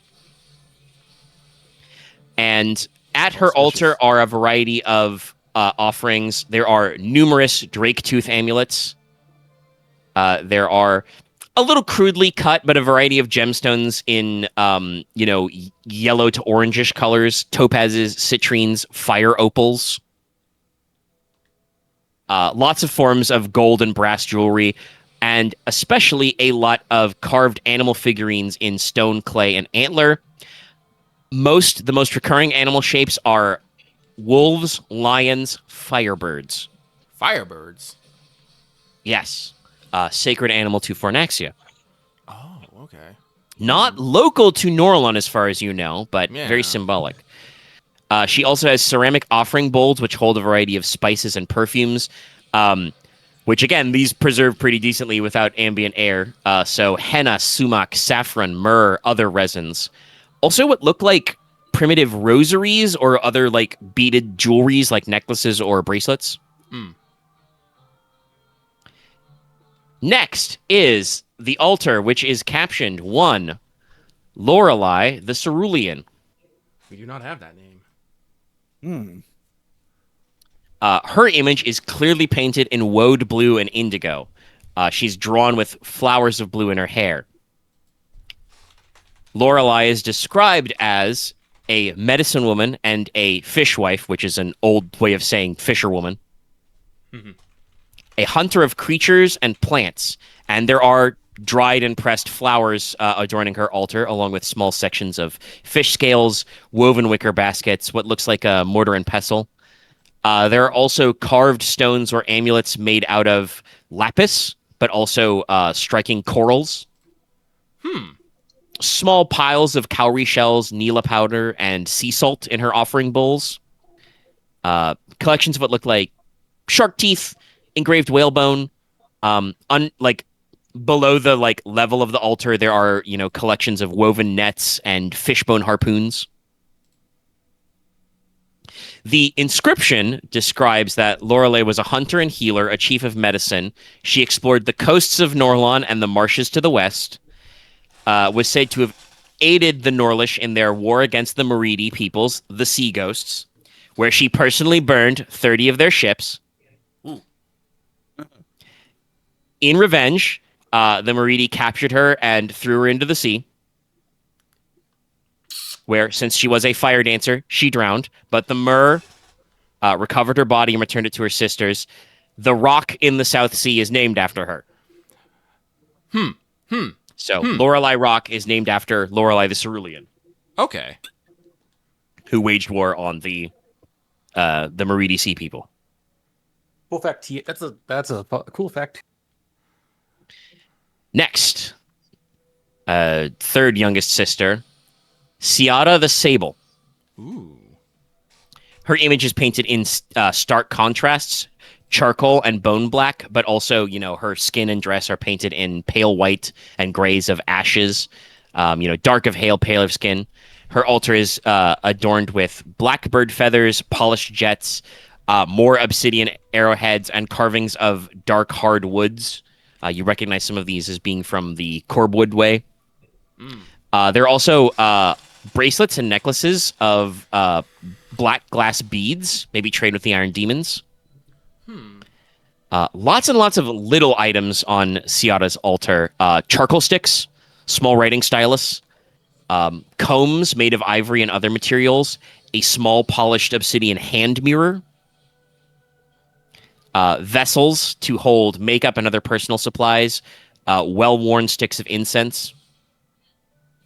The inscription describes Ciara as the most gentle and beautiful of the seven sisters, their quote-unquote chief of peace. She negotiated with the crow men of the Corbwood to use the fields of glass, but was slain while under guest rights, and was the origin of a war of revenge which was waged until the time of the Torchbearer. Was that the scene with the fucking the Yes, fucking this fire is the scene giant? described in Aurelia's Adventures. That was the Okay. fifth sister, Ciara, was supposedly killed while under guest rights, and so the fire dancers were not happy about this, and so they waged a war that ultimately killed, Largotham the Silver-Handed, and made most of the crowmen decide they got to get the fuck out of here.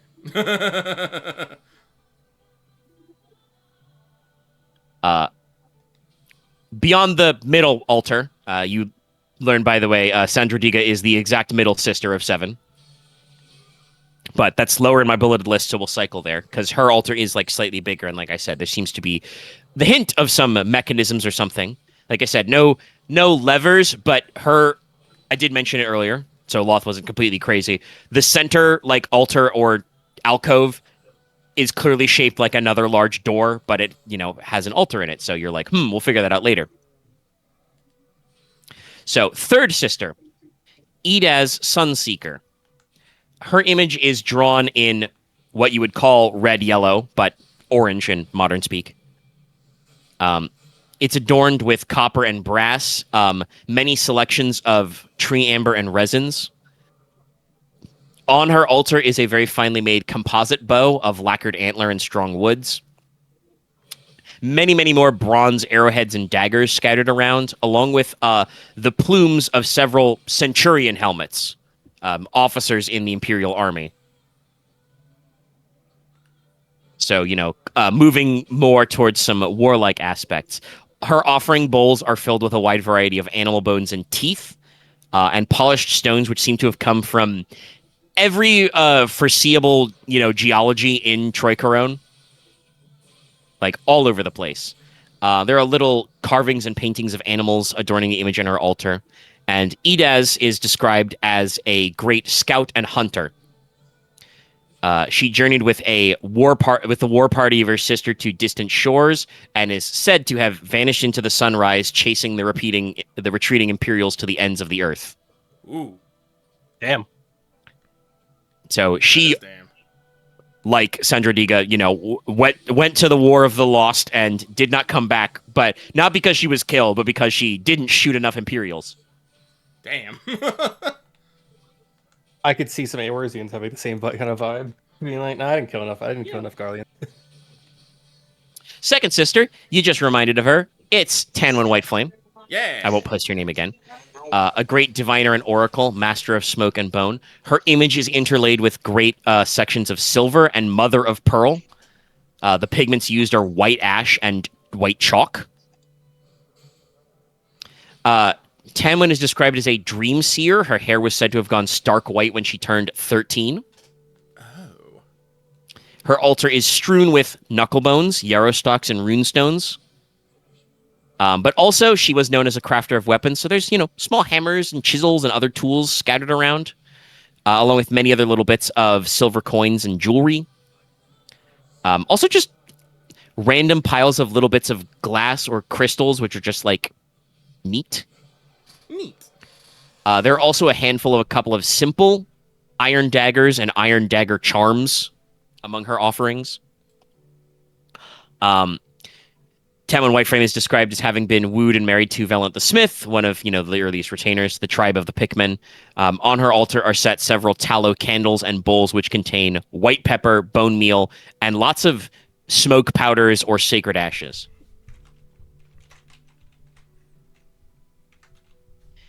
And the eldest sister is Orna Elkhorn, also known as Orna the Bronze. Her image is drawn in tones of russet, auburn, chestnut, accents in literal bronze metal. She is drawn in the image with a crown of antlers on her head and is described as tall as a tree, strong as an elk. Her altar is adorned with many deer hide belts and pouches, many clay and woodcarved figurines of animals. Hers are mostly bears, deers, and oxen. There are several stone knives and hatchets laid out, along with antler trophies, and at least one, prepared bear hide, which clearly has been tailored to look like a primitive form of armor. Her altar also includes, some offerings that were associated with food. Once included roasted nuts, smoked meats, and prepared berries, and also had several sealed wine vessels. These are all basically fossilized. Do not eat. But there are stones here. There are polished jaspers and tiger's eye. Always a big fan of tiger's eye. Crushed umber and sienna and dark tree resin and lacquered items. So little, lacquered accessories and jewelries. Looks like also there are some primitive, carved pipe and horn instruments made from animal bone or antlers. Orna Elkhorn is described as the oldest and strongest of her sisters, skilled in battle but also in leadership. She was a fierce fighter, said to be able to rip trees out by their roots. Jesus. She is described as remaining to defend Teine when Logi Torchbearer answered the call of King Wyn the White. Ah. Like on Yibel. Yeah. I don't know whether you should make that comparison to Aunt Yibel out loud, though. Probably not, no. So, the central panel, which I said is larger, is one for Sandradiga Redmane. It is done in great, still bright red colors: cinnabar, realgar, madder. Has a much more pronounced arch shape. Like I said, it resembles a closed door, though no mechanism is immediately visible. The items scattered on our altar include red clay bowls and carvings, many more daggers and arrows made from bronze and obsidian, polished stone amulets of carnelian, red jasper, and the like. There are also, again, many foreign coins, not just the Teine minted coins, but also, early coins from Akunar, imperial coins, etc. On the altar itself, there are 3 cloaks, which seem remarkably well preserved. They are black and gold trimmed with scarlet lining. They have the sigil of a hammer and short sword on them. Who's got student of history? I do. Okay. Anybody else? Any other takers? I do. Okay. That's good, actually. That's good for you. All of you who have it, I won't make you roll, just because we're not trying to bog the scene down with the roll. You're all gonna pass anyway. Yeah, someone would succeed. Yes. These cloaks, specifically, these 3 cloaks, are the colors and the sigil of Praetorians, the Imperator's personal guard. Oh. Didn't we hear about Sandra Giga kicking some Praetorians' ass? Yes. It would appear that she kept the cloaks. Gotta have your trophies, baby. Also, there is a strangely bound,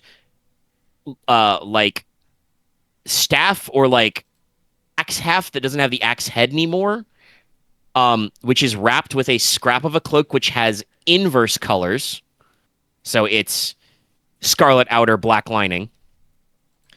And the sigil on it is a cogwheel under the hammer and sword.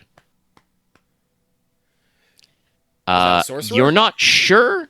This might be the livery or sigils of the alleged lictors. Gasp. So the Praetorian Guard are soldiers who defend the Imperator. The lictors were supposed to be the personal bodyguards and companions of the Imperator.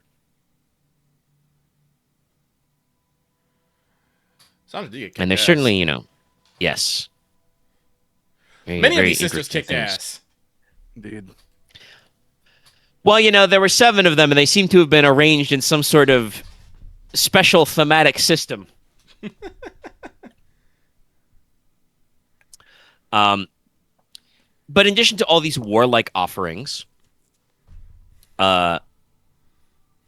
there are also bowls filled with other things, dried rose petals and amaranth, sweet perfumes from Celticy, remnants of what look like, tea leaves from the Islas, incense made from sandalwood, styrax, and ginger, a primitive, stick cosmetics of a rouge it's bound with tallow and made with colors like red ochre and mulberries. And just loads and loads of random cultural items and amulets. There are a pair of knives made from sabercat teeth. There's a mat woven from camel hair. There's more shark teeth. There are collections of tortoiseshell. And you even find, Inos can easily identify these, a couple of bracelets made of metagrease and green glass. But at the center of the altar, there is a black iron bowl with an obsidian knife next to it, and it has a formal inscription over it, which reads, "If the fires of wisdom you seek, then reveal the oil of truth. Fire dwells in the heart, valor in the blood, victory in the hand, wisdom in defeat." And the surrounding of the bowl is etched with strange serpentine, or maybe, no, you think there are wings, dragonic diagrams? You gotta go. So clearly we gotta cut open the fucking Marquess and bleed him over the bowl. I am not gonna try to solve a puzzle today. I mean, listen, that's a bowl. That's a pretty decent guess. Oh, Reveal the oil of truth. There's a knife right here. Oil Have of I cut truth. myself? I'm sorry, what? This. You want to cut yourself? I fucking played Curse of the Old Gods today. It's fine. I know to cut myself virtually. Well, let's consider all the bits of it first. Like That's fair. Yeah. Like I do think that we're gonna have to cut you open. I'm sorry. I'm gonna cut my hand. If that's okay. Oh, straight a knife just across the neck. But fire dwells in the heart. Reveal the oil of truth. Oh my god, Axe, it's just like that first guy. Look outside. We need to find the eyeball. It's in there somewhere. There's somewhere. Honestly, it might be. Honestly, like it says that it might not be as much of a riddle as we think it is. What are the objects around like the? Well, no, like it's just because it could just be more. The bowl itself is just black iron bowl, obsidian knife, and then this engraving. okay. It does to say that it does not seem like it is particularly complicated. You know, just reading it, it seems very, very poetic. No, like because like fire in your heart, courage, valor in the blood, like not necessarily courage, but reasons why we fight. Victory in hand is probably like what we wield in our hand is probably a weapon, steel, and wisdom in defeat. It's like, well, if you lose, you learn something. It's just like my immediate instinct out of this is just these are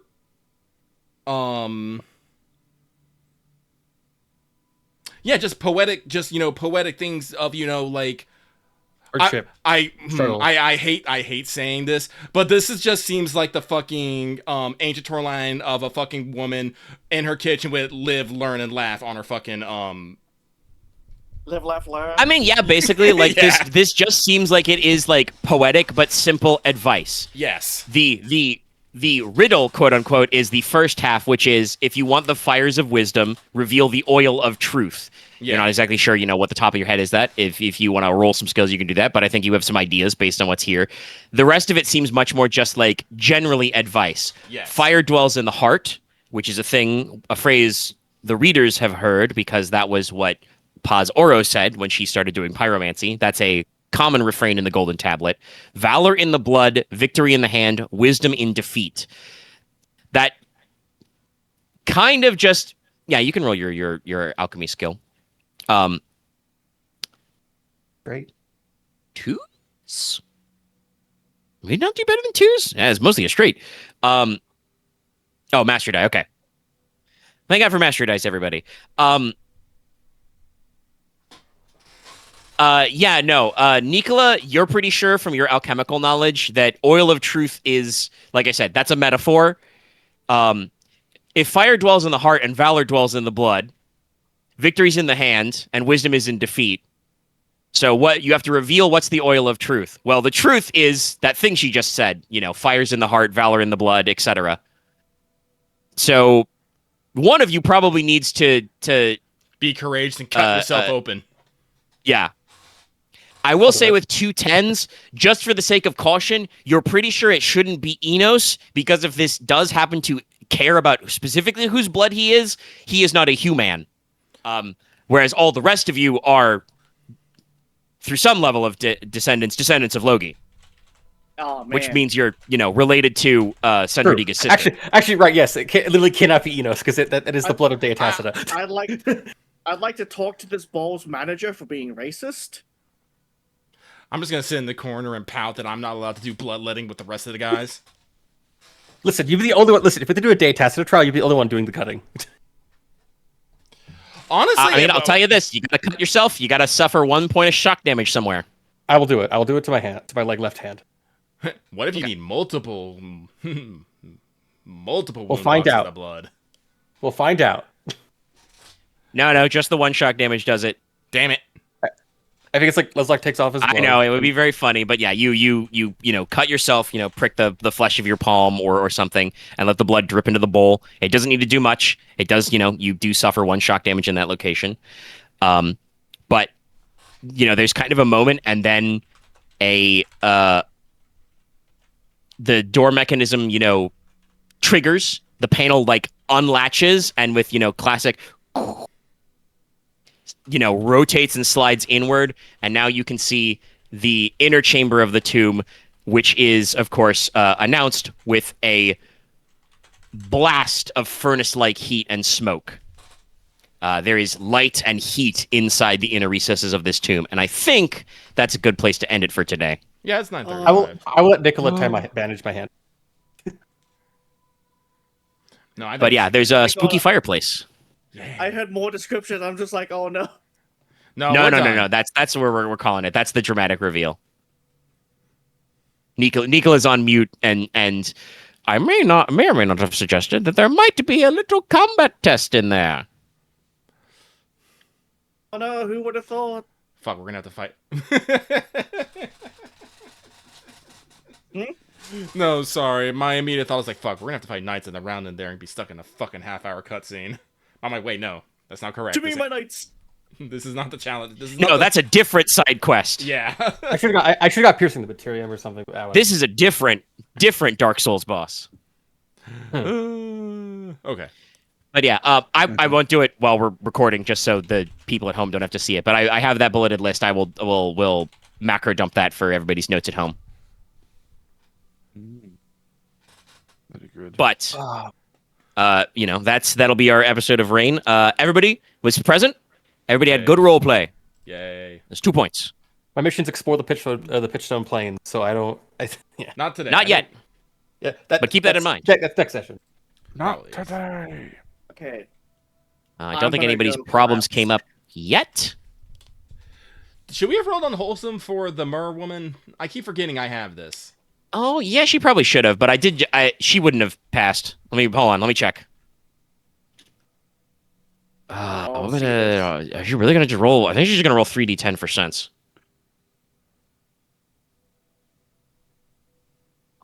No, okay, never mind then. Like maybe she should have like Eerie 1, but I not just necessarily describe her as a mystic. So yeah, no, didn't work. I keep forgetting But that I other have things may come up. Okay. Mystic had like. Okay. Oh, But no, Oscar. I think it was a great session.